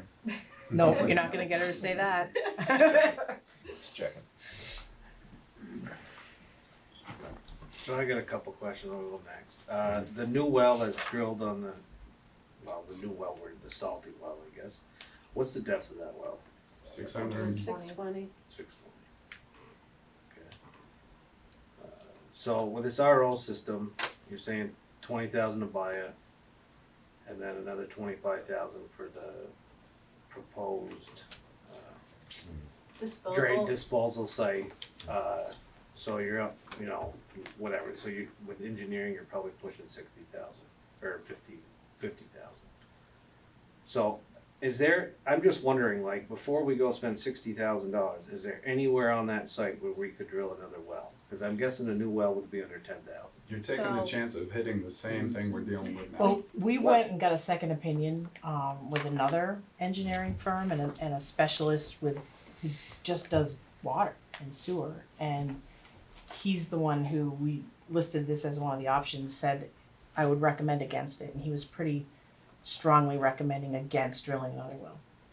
I hear both sides of it, Okay. but I'm just, there's a lot of wells in that area, from where I live, it's about the same distance to the end of the town hall property from where I am up the hill. And there's multiple wells. Right, and so throughout. cost, And I get, the geology or Yeah. whatever you wanna call it is different. But I'm just curious, why we'd go spend $60,000. I realize if we drill a well and we hit salt, it's totally useless, but it could be less salt. It could be, so we need a smaller RO and we don't need the bigger RO. I don't know what you're gonna hit, but I'm just curious what Dave Chevalier said besides the sulfur and the hardness. We already knew that the chance of hardness, sulfur, methane is very possible in this area. Like, I have sulfur 10 parts per million. I think we carried some money in there for some removal of sulfur and softener, because you're going to need it in this area. But I still just and so with the RO system, how is it monitored? Does it monitor the level of salinity in the water? Like, who's going to check on that? That's another burden of the town for whenever having that RO system. It's just not a maintenance-free system. It's maintenance heavy. That's why I'm very cautious about saying go ahead with it. so the other thing to consider is that if we went with another option that takes longer, every day that we extend this project, we have a per day charge, and I don't know how you'd It's exactly. a weekly cost right now of 4,200. So I just want to back up to your question about the new well. So I ran some rough order of magnitude costs just to drill the new well. I looked at what we spent for the first one. Talked to Chevalier, the prices have gone up from when we got that quoted last summer. So it would be like around 15,000 to drill the new well. We'd need another location we looked at was next to the parking lot, one of the entrances going in, that little corner. So with it being there, we'd have to get through the parking lot, which would disturb that parking lot. So we looked at directional drilling, which was another 10,000. So we're up to 25,000, just if that's good. But we would have to drill the well, test the water. That's another 2 weeks. So we're already 2 weeks prolonged the other schedules to get that. Somehow get into the building. So we're thinking if we did that, we would locate the water line to our well, dig that up and do a connection there somehow and get back into the building. So another couple grand there. So I think it comes into around 35,000, and that's if we get clean water. So like that's where the kind of the gamble of you could spend this money and still have to go back But to these other results. it's not 35,000 because you wouldn't be tying it into the building. You'd be testing it before it went into the building. Right, so I guess the risk would be the 15,000, and then Correct. occurred on top of The 60,000. The 60,000 that I would say if we drill it and it comes back, too salty, then we would be going back with the RO and the disposal field. So then we're up to 75,000. Or So, you might not be coming with nothing. or you might not, so it's just, that's It's a gamble to drill another well. so then that also adds just the time onto it, because now that's the direction we're given, is to go drill a new well. We need to get into Chevalier's schedule to get a new well drilled, which I haven't checked with them how long it's gonna take us to get in. So I'd say 2 weeks, probably best case to get that drilled, another 2 weeks for the water test that comes back, so that's 4 weeks from knowing if we're proceeding, so put that, we come back, review again, we're back into probably September for move-in date. So it's kind of just the risk of the money and then the time. Which, that's for you guys to tell us. So you can't, this well we got, if you, you just can't use that water for the toilets and stuff like that and have the truck come with the big bottles there? So we discussed doing that, and the problem with that is, we have copper pipe running through the building. So now you're introducing salt water to copper piping. And there's concerns with the piping, there's concerns with all the fixtures that's going through, it'd be your toilets, any of the non-potable water. And then you gotta make sure you're putting non-potable signs throughout your brand new building, which I don't think we wanna do. And then you also still have to solve getting it, you can't put it in the leach field. Right. Problem with putting the salt water into the leach field and the septic tank is it's gonna kill all the bacteria that you want at both areas.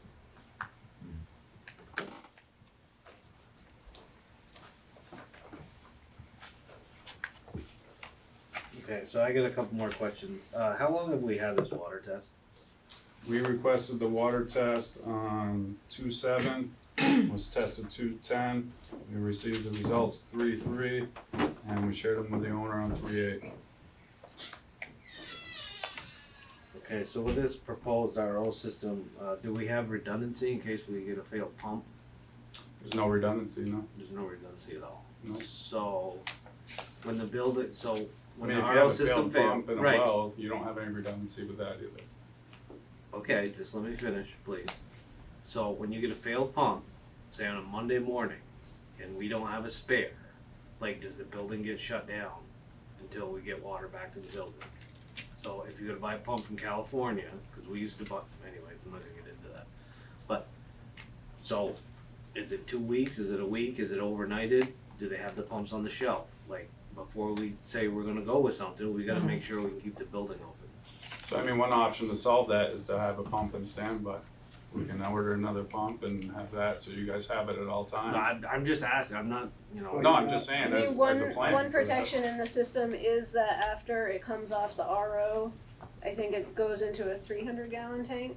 That'll be sized to what you guys would like to see. And That's I some think storage. that engineers, like our actual design demand is 360, but that's scaled way above But what. you still have a what- pump to distribute that through the system. You have Right, but multiple there pumps. will be a holding tank after the RO Yeah, that always that's right. has some, Regenerate, well, you regenerate water, and then, but still, you still have pumps that you rely on. We have a lot of pumps there that we rely on. I mean, I Yeah. guess I would wonder how often, do they fail often? I don't know the failure rate, like, I'm not a pump guy, but I'm just saying, like, if we have a system that, Yeah. you know what I mean? If you lose a heating pump, you might be able to get through it, you know, one room might be cold or something like that, but when you lose all your water, you don't have any water, like, the building's too close, like, that's what I fear also. So is this RO1 membrane? We haven't had them give us the full specs on all the equipment yet, because we don't know what way we're gonna go. Well, with we this. hadn't ordered it yet. Right. Well, Typically, they're a little smaller, They're just- they're not a big RO, you have your storage. So like at nighttime, it goes into regeneration, you make your water at night, and then you draw off your 300-400 gallon, cause potentially that's what all you're gonna use throughout the Yeah. day. So that's, and hopefully nobody leaves the hose on, cause that's not good. But anyways, so then So you don't, At night I every mean, day. in the maple business, you gotta rinse it. You should do a wash, I mean, to just do this all automatically, or? There'll be a schedule that had to be maintained for the RO, with somebody doing some of that work to it. So that's why I just feared when you add all that cost up, I don't know. I'm just wondering if we just drill the well. I know it seems like a waste of money, but if you had the maintenance costs for the next 20, 30 years of an RO system, you add that all together versus just drilling a well. I mean, if you had the cost, another 10 grand over 20, 30 years is a drop in a bucket, but at least you can say you tried. So the only thing I wanna add, I missed the cost when we were talking about the new well. I just had a summary of all the dates. The DPW well is the one that was estimated I had at 30,000. The new well's a bit more expensive, because it does take more time, and like Carrie was alluding to was, the more time that we're on site, we do have extra cost associated with that. Drilling the new well, if it does come back positive, and doing the boring, all that, does have a longer schedule, so, we are on site longer. And that actually bumps the cost up, my estimate at least, to, 50,000. The RO treatment tank, I have the tank option, which, I have at 55, the RO system disposal 60, the lake 40, the DPW well 30, with end dates of end of July, and early August.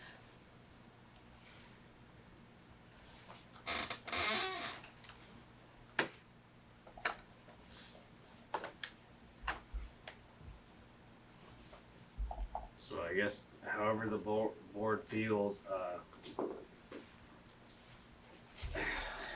I guess we're stuck between a rock and a hard place, I guess, but do we just go with the RO system? Even though it's 60,000 up front, I don't wanna sound like wasteful or not, but we could drill our own well down the road. Like that thing's gonna cost you more than membrane, they're probably $1,000 or better for that thing, but you're gonna replace all that. Just for a cheap smaller set, I'm just saying, like, it, who's gonna maintain it? Are we gonna hire Chevaliers every year? What's that cost? Do they charge you $2 grand, $1,000, 500? I don't know. Well, we can get those answers, I guess. Those membrane for them small machines aren't much, I mean, the big ones are $535 a piece, so Yeah, that's a. they might be different than sugar RO, because Right. I bought some that were more than that in my previous employer. Go ahead, Alan.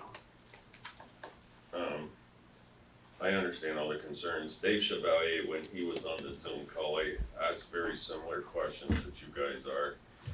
It was set up automatically to flush itself, because I did work in the maple industry a little bit, so it was set up that it would wash its membranes at night. And I thought he said the lifespan on the membranes was 2 years. But I will say, kinda like you said, if a pump goes down, you're kinda screwed, so it wouldn't be a bad idea to have a spare pump.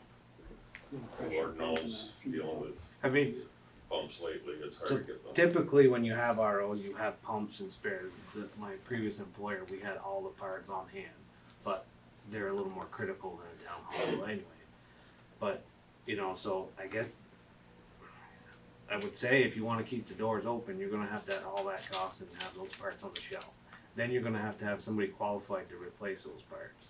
Or if you just call Chevaliers or whatever we're doing, it's just, I don't know. How's the rest of the board feeling? How far away would the new well site be from the old well site? About 380, well, about The other side of the 450 building. feet. 450 feet?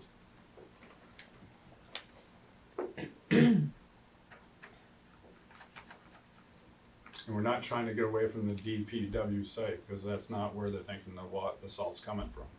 So we're drilling another 450 feet over, and could potentially have to go down the same depth and hit the same Champlain Sea that we've hit with How this. far down is that?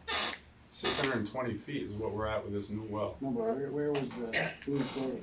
Right above it. Right above it, yeah.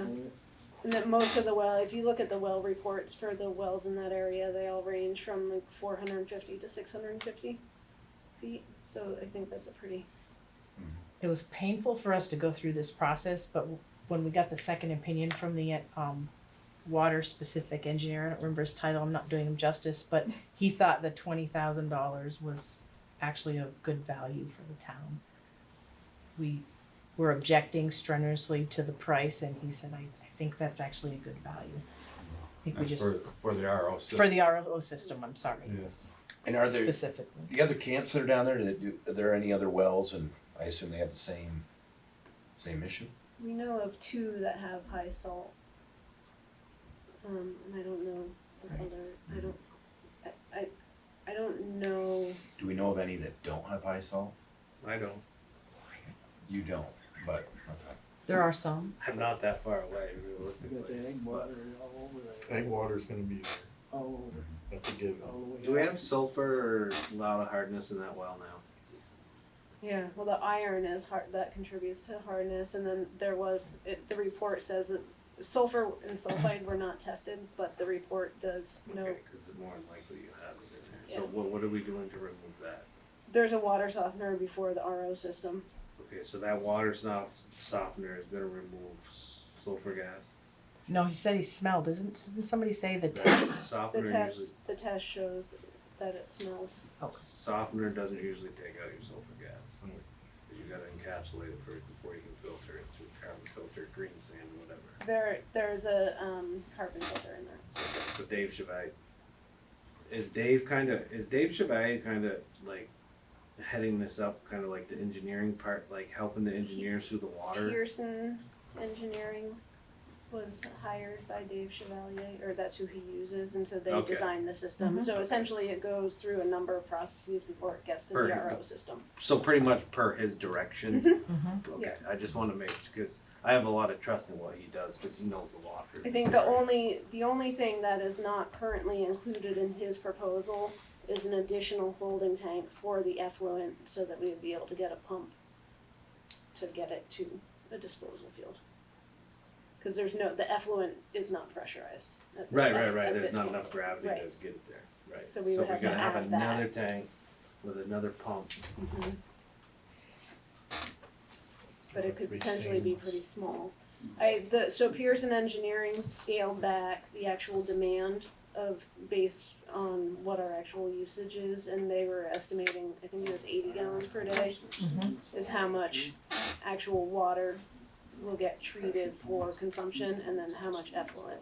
So 160 gallons will get treated a day, 50% of it goes to each location. So it's not a huge amount of water that we're talking about on a daily rate, but to get it all the way to the far end of the building and then out to where we're proposing, we'd have to get pressurized. So what happens, I'm sorry to really beat the dead horse here, but, so what happens in this discharge area, like in the wintertime when the ground's frozen?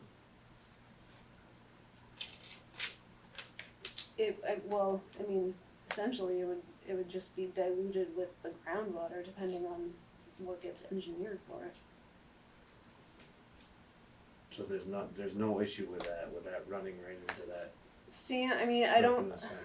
I don't wanna speak to an engineering design because we don't have one. When we first met with Ruggiano about designing something for this, before we considered all the other options, he was proposing digging a 9-foot deep trench and discharging into something like that.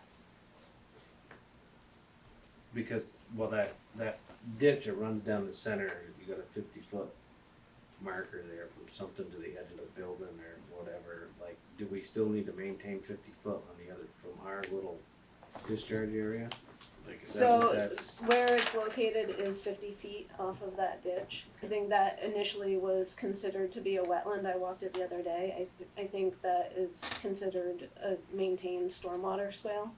I don't think we would have to follow wetland regulations, but where it's located on there is outside of that 50-foot buffer. So we're protected from it anyway.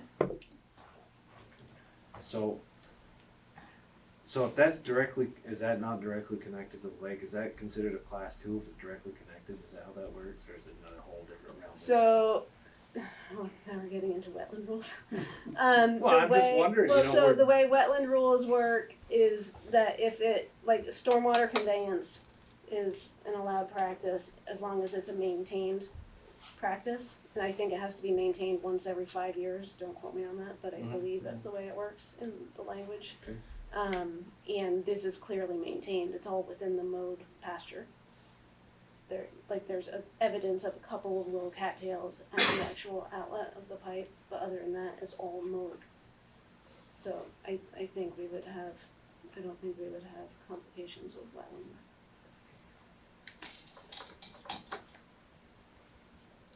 We have a wetland scientist coming in 2 weeks, on the 21st. Mhm. You can certainly, and the local wetland regulator from DEC who covers this area is meeting me on site on the 21st. So we can have it all looked at to confirm.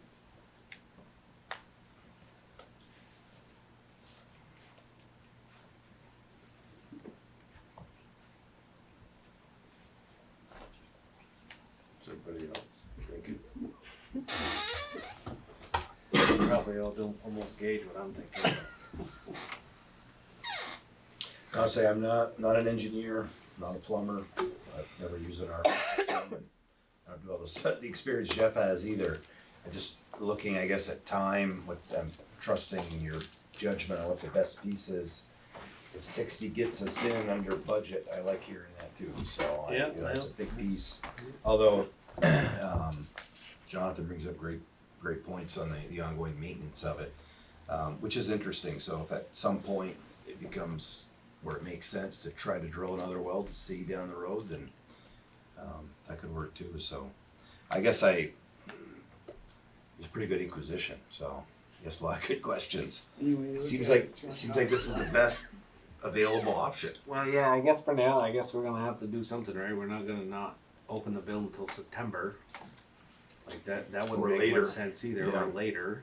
Right. Like, we need to do something, and hopefully in the near future, we can have water and sewer down here, and then we can take that RO and do whatever we want. I mean, this seems like it has some, I mean, if we went this route, I mean, we got the cost and then the potential maintenance down the road, but otherwise it seems like a fair certainty that this is going to work, correct? Yeah, That's a Yeah. fair assessment, yes. I mean, for what it's worth, DW was hired as a GC for this project to oversee it. When issues come up, we look at them, we try to look at all the options to give the owner the best outcome.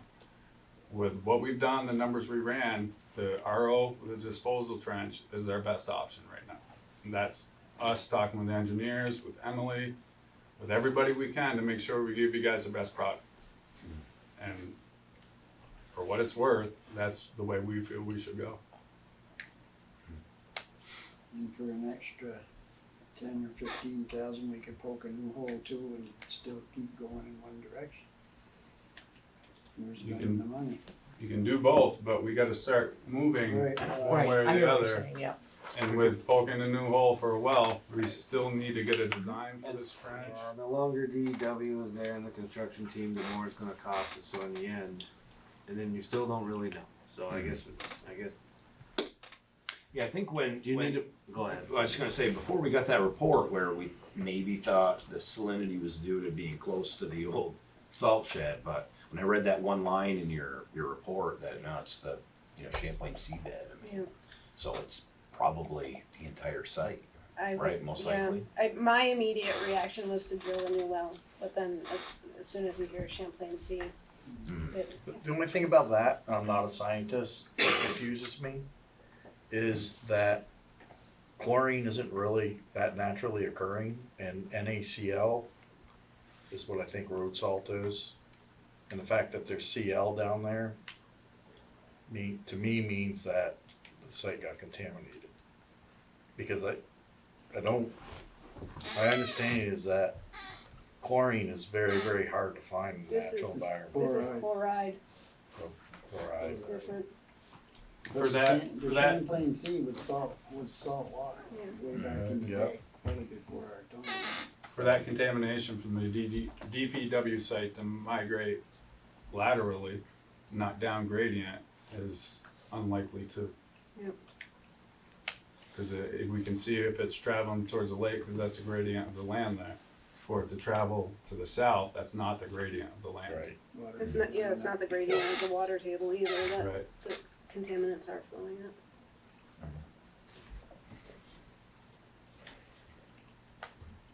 I mean, if we drill another well too, we could run into methane, and that's a whole nother treatment process. We were lucky not to hit it, that's the one thing that Chevalier did say about it, is they're glad we did not hit the methane. Just across the lake, there's a house with methane treatment, I know for a fact, so. And just across the bay, not the lake. So that's another, we could run into other issues that we don't have now.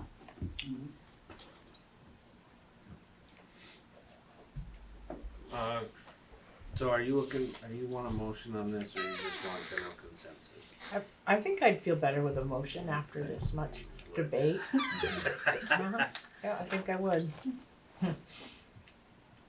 Anybody wanna make a motion? No. I mean, can I say Go ahead. number 4 and I 6? just got here, I don't know.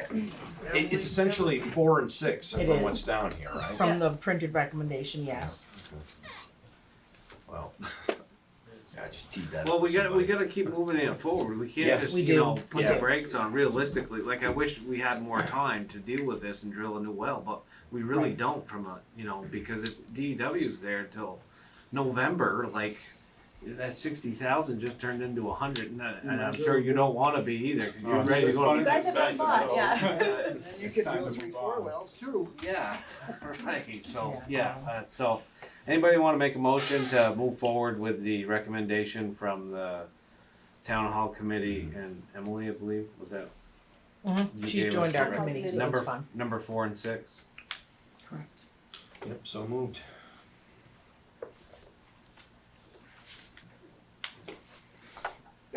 I'm new. I'm new too. I'll second it. Any further discussion? All in favor? I I, Aye. Go ahead, Stan. Jonathan, wise old guy. there's always a ray of hope. Mr. Chevalier, when he talked to us, he talked about the Plains Road in Georgia, where they tested and it was salt. Some number of years later, recently, I don't know how recent it was, right around with their new DPW site, the water had cleared up from salt. So whatever was there was dissipated, or Right. I stirred don't it know. up or something. yeah. That was from Dave It was, himself. yeah. He That said, was you know, Mr. Chevalier he that couldn't told give us a that. time frame, but he said that Yeah, is a whatever. possibility. Was he able to offer a guarantee on that, Yeah. Mr. Bucus? Or- That was There's not a in ray of writing. hope. Yeah, Ray If of we Hope is use not enough, flush enough, guys. So with all this, we've been working with David Chevalier, that's who I've been contacting, Claude's been out, and he's the one that actually pumped the well to get the test. I mean, we've been working directly with Chevalier as far as the RO goes. And then we have to get with the building engineer just to figure out the rest of it, getting it out of the building. But I think this is your best choice, for sure. When was the well drilled originally? I was drilled in February? November. Oh, I'm sorry. Yeah, that's.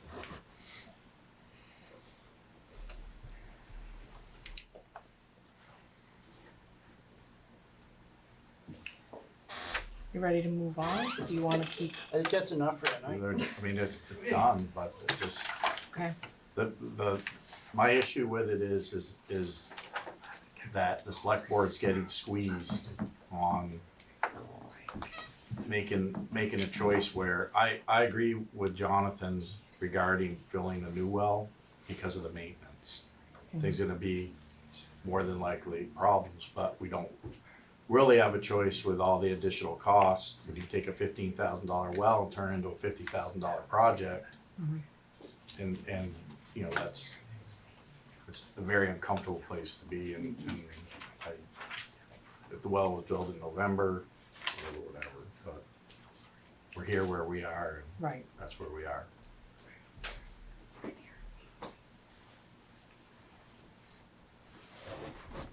We good? You got what? No, I said, are we good? Yeah, we're good. no, we're not good. Well, I know, but To move forward. let's move forward. Yeah. All right, thank you very much. Thank you for coming. Thank you. So we're gonna move on to another topic that you had a lot of fun talking about, which was the capital program and budget policy. You guys pick them. It's really great. Wow. My constituents are gonna be happy. Gotta play the cards you dealt, right? So I get it. I'm not feeling warm and fuzzy about it either, but. No. It's like our bet. If we're, Yeah. you, It opens us up to a lot of costs down the road. I really, Unlimited costs down the so what did we do, not open the building? road. No, You know, I know, You I just, suggested earlier, a few weeks ago, you'd like that to get two of them, one right beside the other. So get ready to, when that pump goes, flip the switch, and you got, well, we'll have to get some redundancy built into that, you know, we'll have to have pumps and membranes. How much?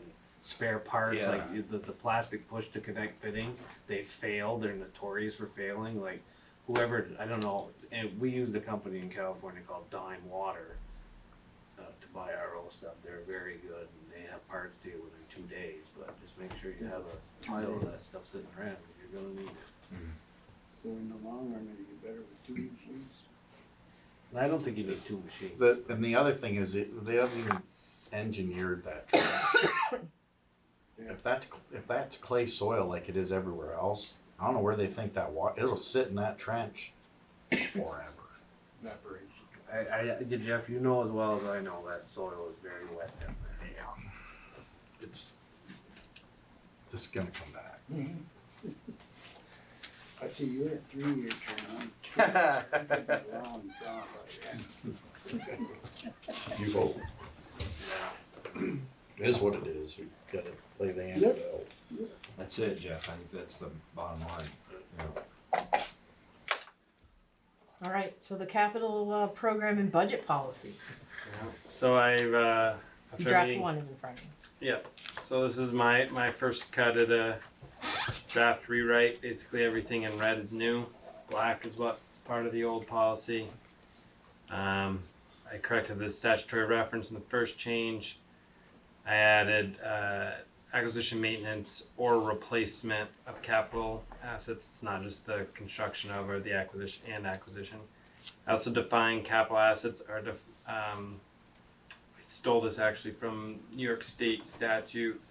Capital assets are defined as tangible or intangible assets that are used in operations that have useful lives of more than 1 year, such as land improvements to land, building improvements, vehicles, machinery, equipment, sewer, water, and highway infrastructure. So I don't think we think oftentimes that things are capital, a capital program, even though they should be. The next section, capital improvement plan and budget. Maybe Corey, where are we here? Is this one of the things we have printed here, right? Draft number This one. one. This one right here. You can, I Black read and it red writing. twice. So he was just Thank reading you. that Yeah. part. You can. And so I'm just reading the red, and the black is the old stuff. Basically, I added it said before the manager shall consult with the plan commission in the spring. I said in May, to give more time certain. I also give the planning commission may consult with each individual department head to review their requests before making their final report back to the town manager. Planning commission shall complete their work by September of 1 each year. Planning commission only meets twice a month, so if they get it end of May, that gives them June, July, that gives them about 6 meetings to work through if it's some stuff. But I wanted to put it in the policy so the department head says, oh, I'm not going to a planning commission meeting, Well, you got it if the planning commission wants you to. And then by October 31, the report would come to you. The CIP shall contain the following items: 5-year and most immediate annual road paving schedule, including road names, mileage, width, and estimated cost to repair and pave. 5-year and most immediate annual culvert replacement schedule that outlines planned culvert replacements at least 1 year before the road is to be repaved. They get talking with Emily and some engineering. It makes sense to replace a culvert the year before we pave so that it has a chance to settle. We've been replacing them the year we repave. So So I think that'd be a little change in policy. Number 3.5, and most immediate annual stormwater treatment construction plan based off of our flow restoration and phosphorus control plan. We have these plans that we have to follow to get basically most bang for our buck and what we need to get done. So follow that. The 5-year most immediate annual DPW and parks vehicle and equipment replacement schedule. Same thing for the fire department. 5-year most immediate annual parks improvement schedule. 5-year most immediate annual bike and pedestrian infrastructure improvement schedule. 5-year most immediate annual information technology investment and replacement plan. So this will be, we replace 2 computers every year, but it'll have which 2 computers and how those are gonna get outlined. And then 5-year most immediate special infrastructure investment schedule. This, for example, would be any new town initiatives. Say you put something else on there, we kind of would have the plans, for what to do with the old DPW site or whatnot. We plan on getting engineering done this year, and then this and that. All I added, this next section was the CIP will arrange and indicate an order of priority of each capital project and state the following. I added if we need to say how it's paid for, but also if the funds need voter approval. Some funds need voter approval, some don't. Add stormwater treatment to capital expenditures. The bulk of the writing is I outlined all of the different ways we can pay for things in the capital fund and the rules around them, and each fund, as you can tell, there are 1, 2, 3, 4, 5, 6, 7, 8, 9, 10, 11, 12 different funds we theoretically have. So general fund, our computers are gonna probably paid out of the general fund, and certain things, we're gonna, as part of our budget, paving's been done out of the general fund. We'll show that in the capital improvement plan, like each line item. I envision it, what we're gonna do that year, what funding stream it'll be. Industrial park account explains what that is and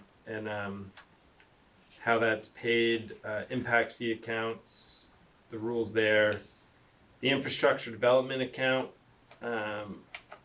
This one I actually, because it was established by the voters, I just pulled the definition from the vote at the time, and this was the question.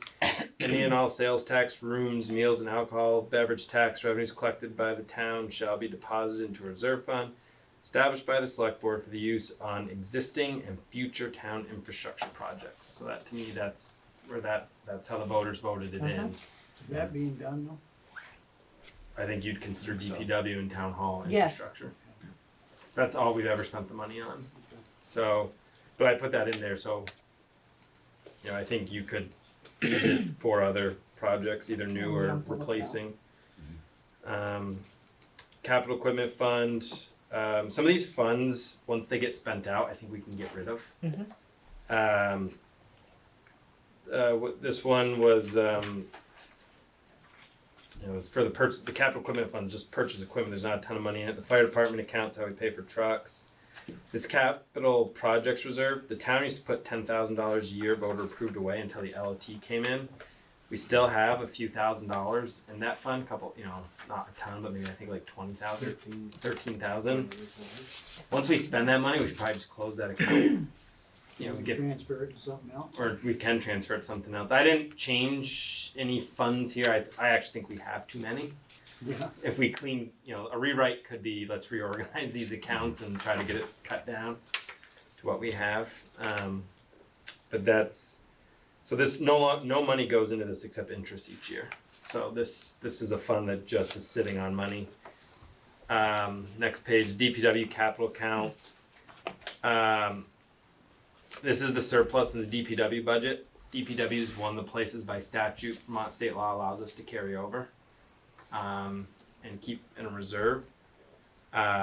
So this can be used on any kind of DPW related capital expenditure such as roads, culverts, equipment. So that's that fund. We actually haven't set up this account, but I think we need a separate account, the DPW and Parks Replacement Fund. To me, I read it very literally that the voters gave us that money to replace equipment, not buy any new equipment. That money is not meant to buy a new truck that we don't currently own or a new piece of equipment. It's solely to replace something that we currently have. And so that's why I put that in there, that this is to only be used for replacement of currently owned equipment and vehicles. This is not to be used to expand holdings, so we can't use that. If we, for some reason, need a new truck someday, it's not to come from that money. It can come from impact fees or something else. We'll figure that out, but at this point, that's that. We have the Stonehouse Revitalization Account. Most of our event money goes into that. We have our Town Forest Account, which we had a grant one time come into. There's no regular funding to this, but we have, I think, $6,000 left in there. $6,500 to be spent in the town forest. And then we have the stormwater utility, which will pay for all the stormwater investments and stuff. So that'll be part of it. And then I add this section, special funding projects. From time to time, the federal or state government offers one-time stimulus response to natural disaster funding that provides funding for the town of St. Albans for infrastructure improvements. In the case of an event, a new account shall be established for the funding, and the select board, in consultation with the town manager, shall determine the best usage of such funds, and a midterm adjustment to the capital budget may be made. You know, when we had Irene, we got money, and sometimes you have such rules on the money. It's you're funding something you weren't planning on doing maybe for 20 years, but here's your money, do it now. But I wanted to at least address it. And those were the big changes. I think the big piece is, again, we're to outline what needs to go in that capital improvement plan. I wanted to outline the accounts and just how they can be used in the policy, so that way it's just another place to memorialize, hey, you can't use that money for that.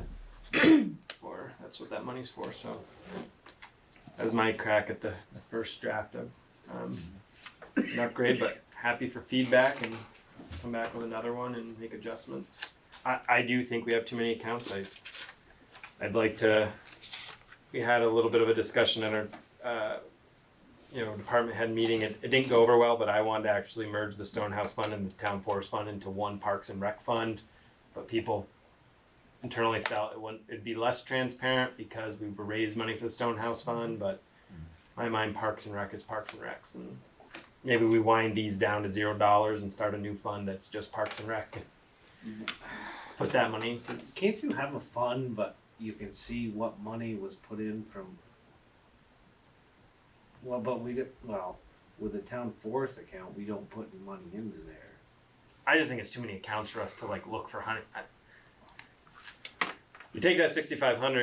I mean, you can put it in the town forest, but in the future, we're probably gonna just pay for town forest out of rec money that we were gonna. If we want to do something, we'll get a grant or we'll do something. We can always get grants. That's not included in this. So if you combine the Stonehouse, it wouldn't be the revitalization account, right? It'd be the other one. Where did I see? Is there two? We have a CD in one of them. I didn't list the CD in the checking account. So you're talking about combining the Stonehouse? Yeah, I would do it. I would try to cut it to each department should have one fund. So you got DPW and Parks and Recreation Replacement Fund. Yeah, that's Did you take just Parks and Recreation Replacement? No, that's the new money that we just got from the voters. Yeah, that one should. And that was specifically for parks and DPW equipment and truck replacement. Right. So that one, DPW is the one where I could see them have multiple accounts, because you got your equipment replacement, you're gonna have your impact fee too. The impact fees are their own thing. We have our capital fund, so roads and then we have a replacement fund, and then we have our impact fee fund, but that's the only one I can see multiple. But I don't think, in the future, I don't think it makes sense to have a dock fund and a boat launch fund and a Cohen Park fund and a town forest fund. Well, you think it would make more sense, if you combine some of these for the parks, because say if you wanted to do a project in the town forest that was $20,000, well, if you had a total budget of $100,000, it might be more feasible. But I guess I could see it where it could go the other way when it all gets spent over here and not over here.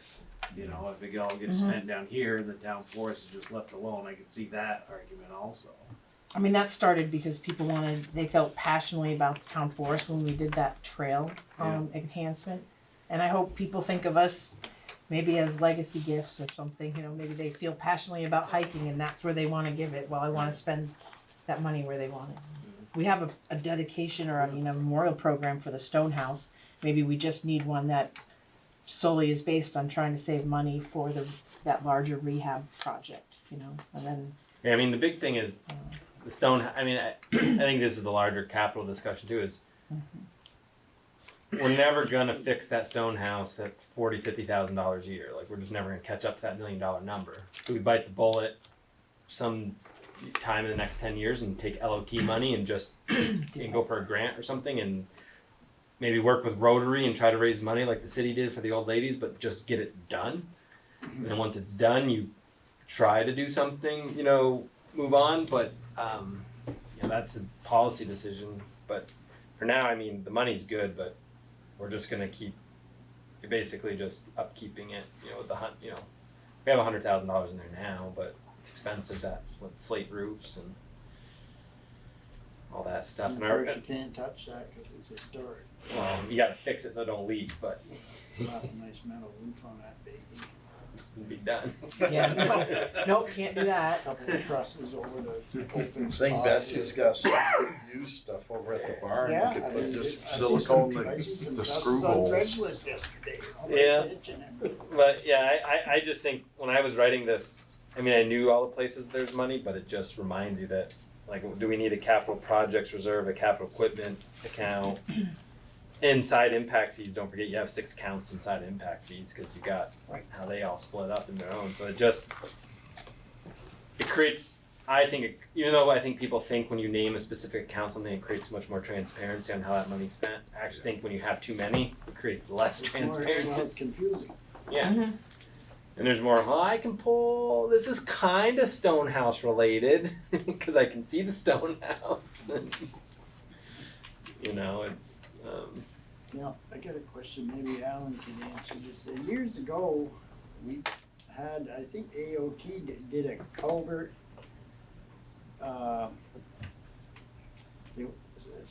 We had a grant, we got a study done of all the culverts in the town, there was like 400 and something. It was on a disc. That was what. I'm sure, yeah, I get it. Back then. We had some of those, we did. Like a floppy It disk? had them all. No. I don't know if you've ever seen it, Alan.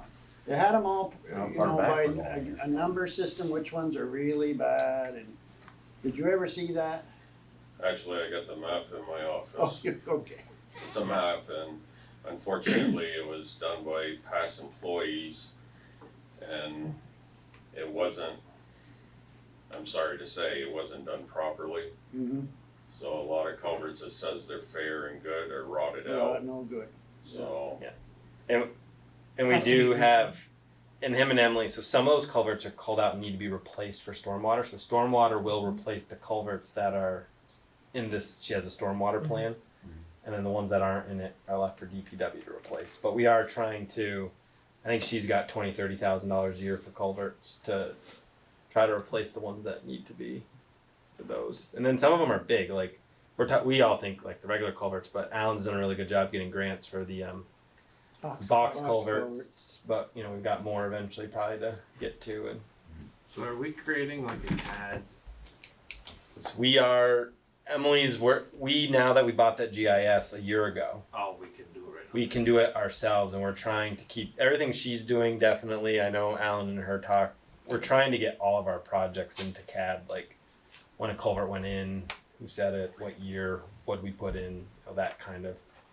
Because that eventually is what you want to get to, is you look at a list and, well, what's 30 years old, what's 40 years old, and if something was only replaced 3 years ago but it's failing, why is it failing? And Right. because we do have turnover every 10 years. It seems like everyone new in new positions, and you forget who did what. Yeah. I mean, so when you're paving now, Alan, you got this figured out a few years ahead then. We were a year ahead, but in the past couple of years, we've done extra projects for the town and we fell behind. So last year, we were doing culverts for last year's paving, trying to get ahead again this year. But looking ahead, I've got the 11-year plan for paving already done. Okay. So after this year, we'll be looking really good. We'll have a good 2-3 years of, So I mean, you can Waiting replace through. these culverts a year or two ahead so that the settling does take yeah. place and we won't get these, every spring, Yeah, after the 20-year plan that the state recommended replacing culverts, that first year, To replace every culvert in the town, we'd have to do at least 15 cross culverts a year. And in the first year, we did 31. So we were ahead, but when the DPW went in, we helped with the septic service, so I kind of fell behind. And different projects like that, you kind of try to help the town, but you fall behind on other stuff. But Now, do we had a policy back then about contractors had to bore under the road rather than dig across. Is that still enforced? Or?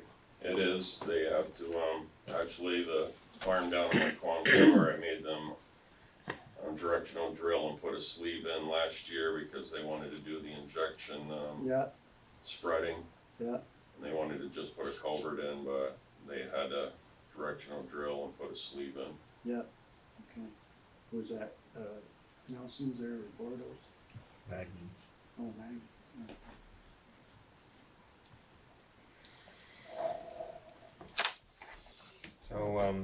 So you ready to approve it? I mean, are there any significant changes? Either one's fine. I thought it looked good. Yeah, that was A little I more think it detailed does. than what we had before. Can we just, I don't wanna, I'd like Brendan just, I haven't talked to Brendan about this, so. I just, Okay. it can wait, like, there's Right, no we're not rush doing on it, rush. There's right? no emergency, Right, that's true. so let's just Talk talk about it, yeah, table it, I need a little sign that says table it. So. Table it to the 18th, we can have that. It's not about 4,200 a week to hold on to it. Yeah, I just, well, you know, Nope. I can charge you for No, it. no, it was We can get that done. 3,000 a week, but if you wanna do it the other thing, then it's 4,200. I'm in the wrong Yeah, business. But I know we want to keep moving on policies. One policy I thought to on this, because this does talk about debt, we don't get into it. I think it's a one pager that I think we ought to look at maybe next meeting too. Is we have a debt servicing or a debt load policy in the town. It's 10, 11 years old. I don't think we ever talked about it even when we borrowed for town hall, but technically our policy now is to borrow no more than $1,500 per parcel Oh, to go into debt. cause they gotta do much with $1,500 a year. No, it's per parcel, but it's not much more than like the $2 million we borrowed for town hall. I get we're adverse to debt, but it just seems like an odd policy. I mean, it's a short one. Is that the one called debt management? That one? Yeah, and that's basically it. It's no. It's 10 years, Corey? No, it just says the debt at no time shall the town's debt Load. debt load be 10 more years than old. $1,500 per parcel, which Yep. I think we have somewhere around 3,100 parcels, so it's like $4 million bucks. I'm just wondering if it just, even if I inflation just- adjusted would be Well, reasonable. inflation adjusted, but I mean, $4 million's a lot of money, but it's not.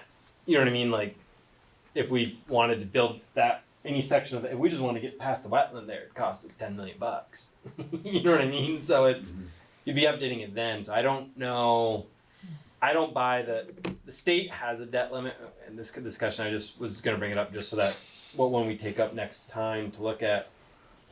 I don't buy the one the city uses at the 10% of your grand list. I think that's too much. That would be like $110 million we could borrow, but I think there's a happy medium in between if we want to have that a debt limit policy. But a stagnant number per parcel seems odd to me, especially when we have inflation and we don't touch it for 10 years. How was that derived initially? I was just reading about No. debt here, so I was just thinking it's a good next step Yeah, on the financial obviously management. we have to revisit it, so.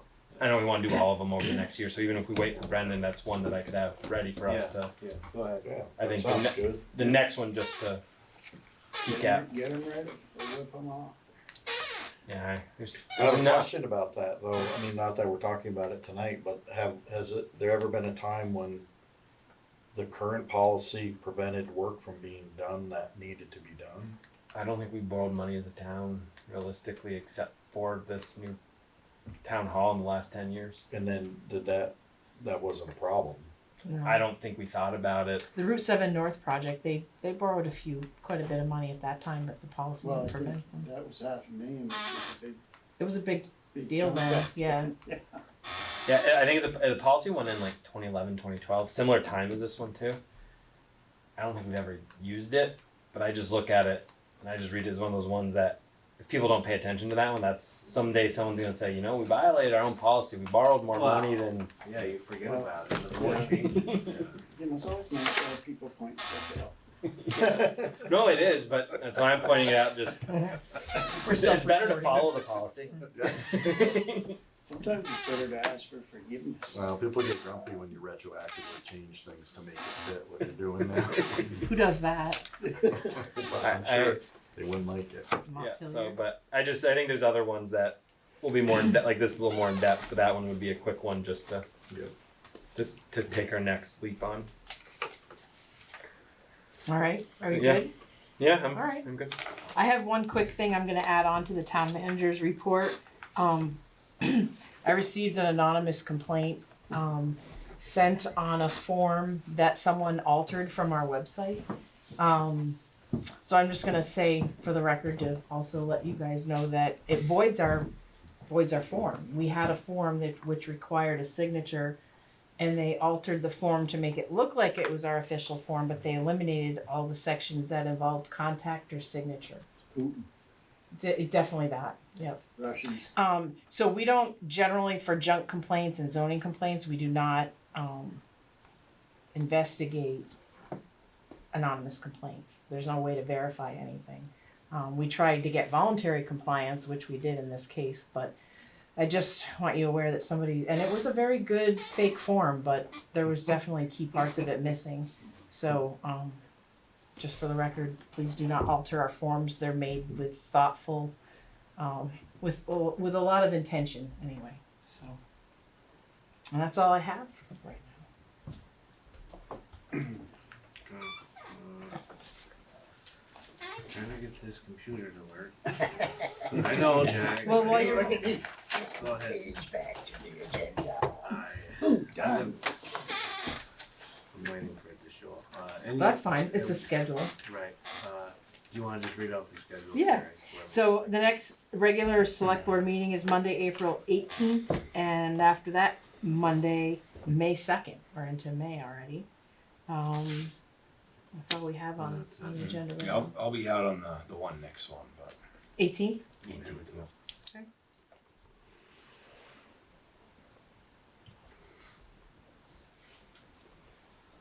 Okay, any other business? I think I wanted to ask Corey, I watched the hearings on affiliation fee. Not very encouraging. The second meeting there, seemed like one of them didn't get it. I think one of Mr. Ellerbrock's articles about what the city's done has breathed life since then into interest, and I'll just say people who assume House members have to live by crossover much more than senators do, and there's still a real desire to figure that out. I don't know if it'll get done this year, but my guess is in the next 2 to 3 years, the state will act on that.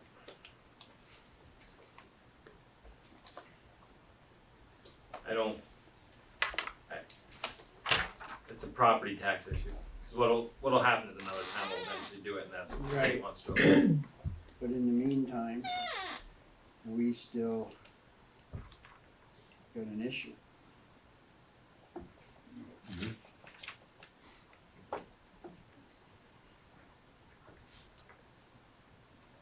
Good?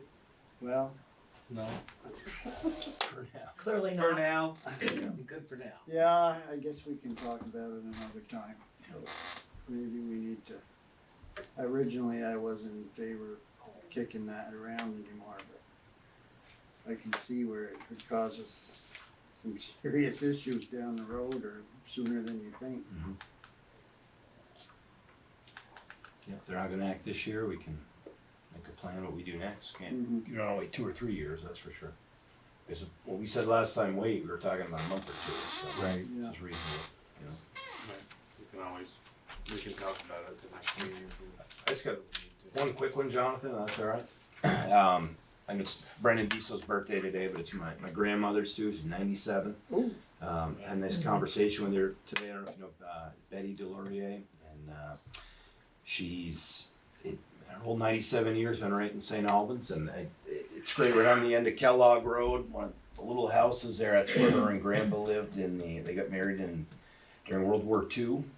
They're on the Kellogg Road and the Newton Road for decades and decades, and then they moved up to High Street and Russell Street and lived in the city, I think, for 40 years. And then she lives at the Hawk's Nest now, and she's been there almost 20 years. And it's awesome. Talked to her today, and she was telling me actually about Grandpa was on the school board way back in the day, and she remembers this room. She said she attended town meetings in here back when it was real town They had them meetings. upstairs too.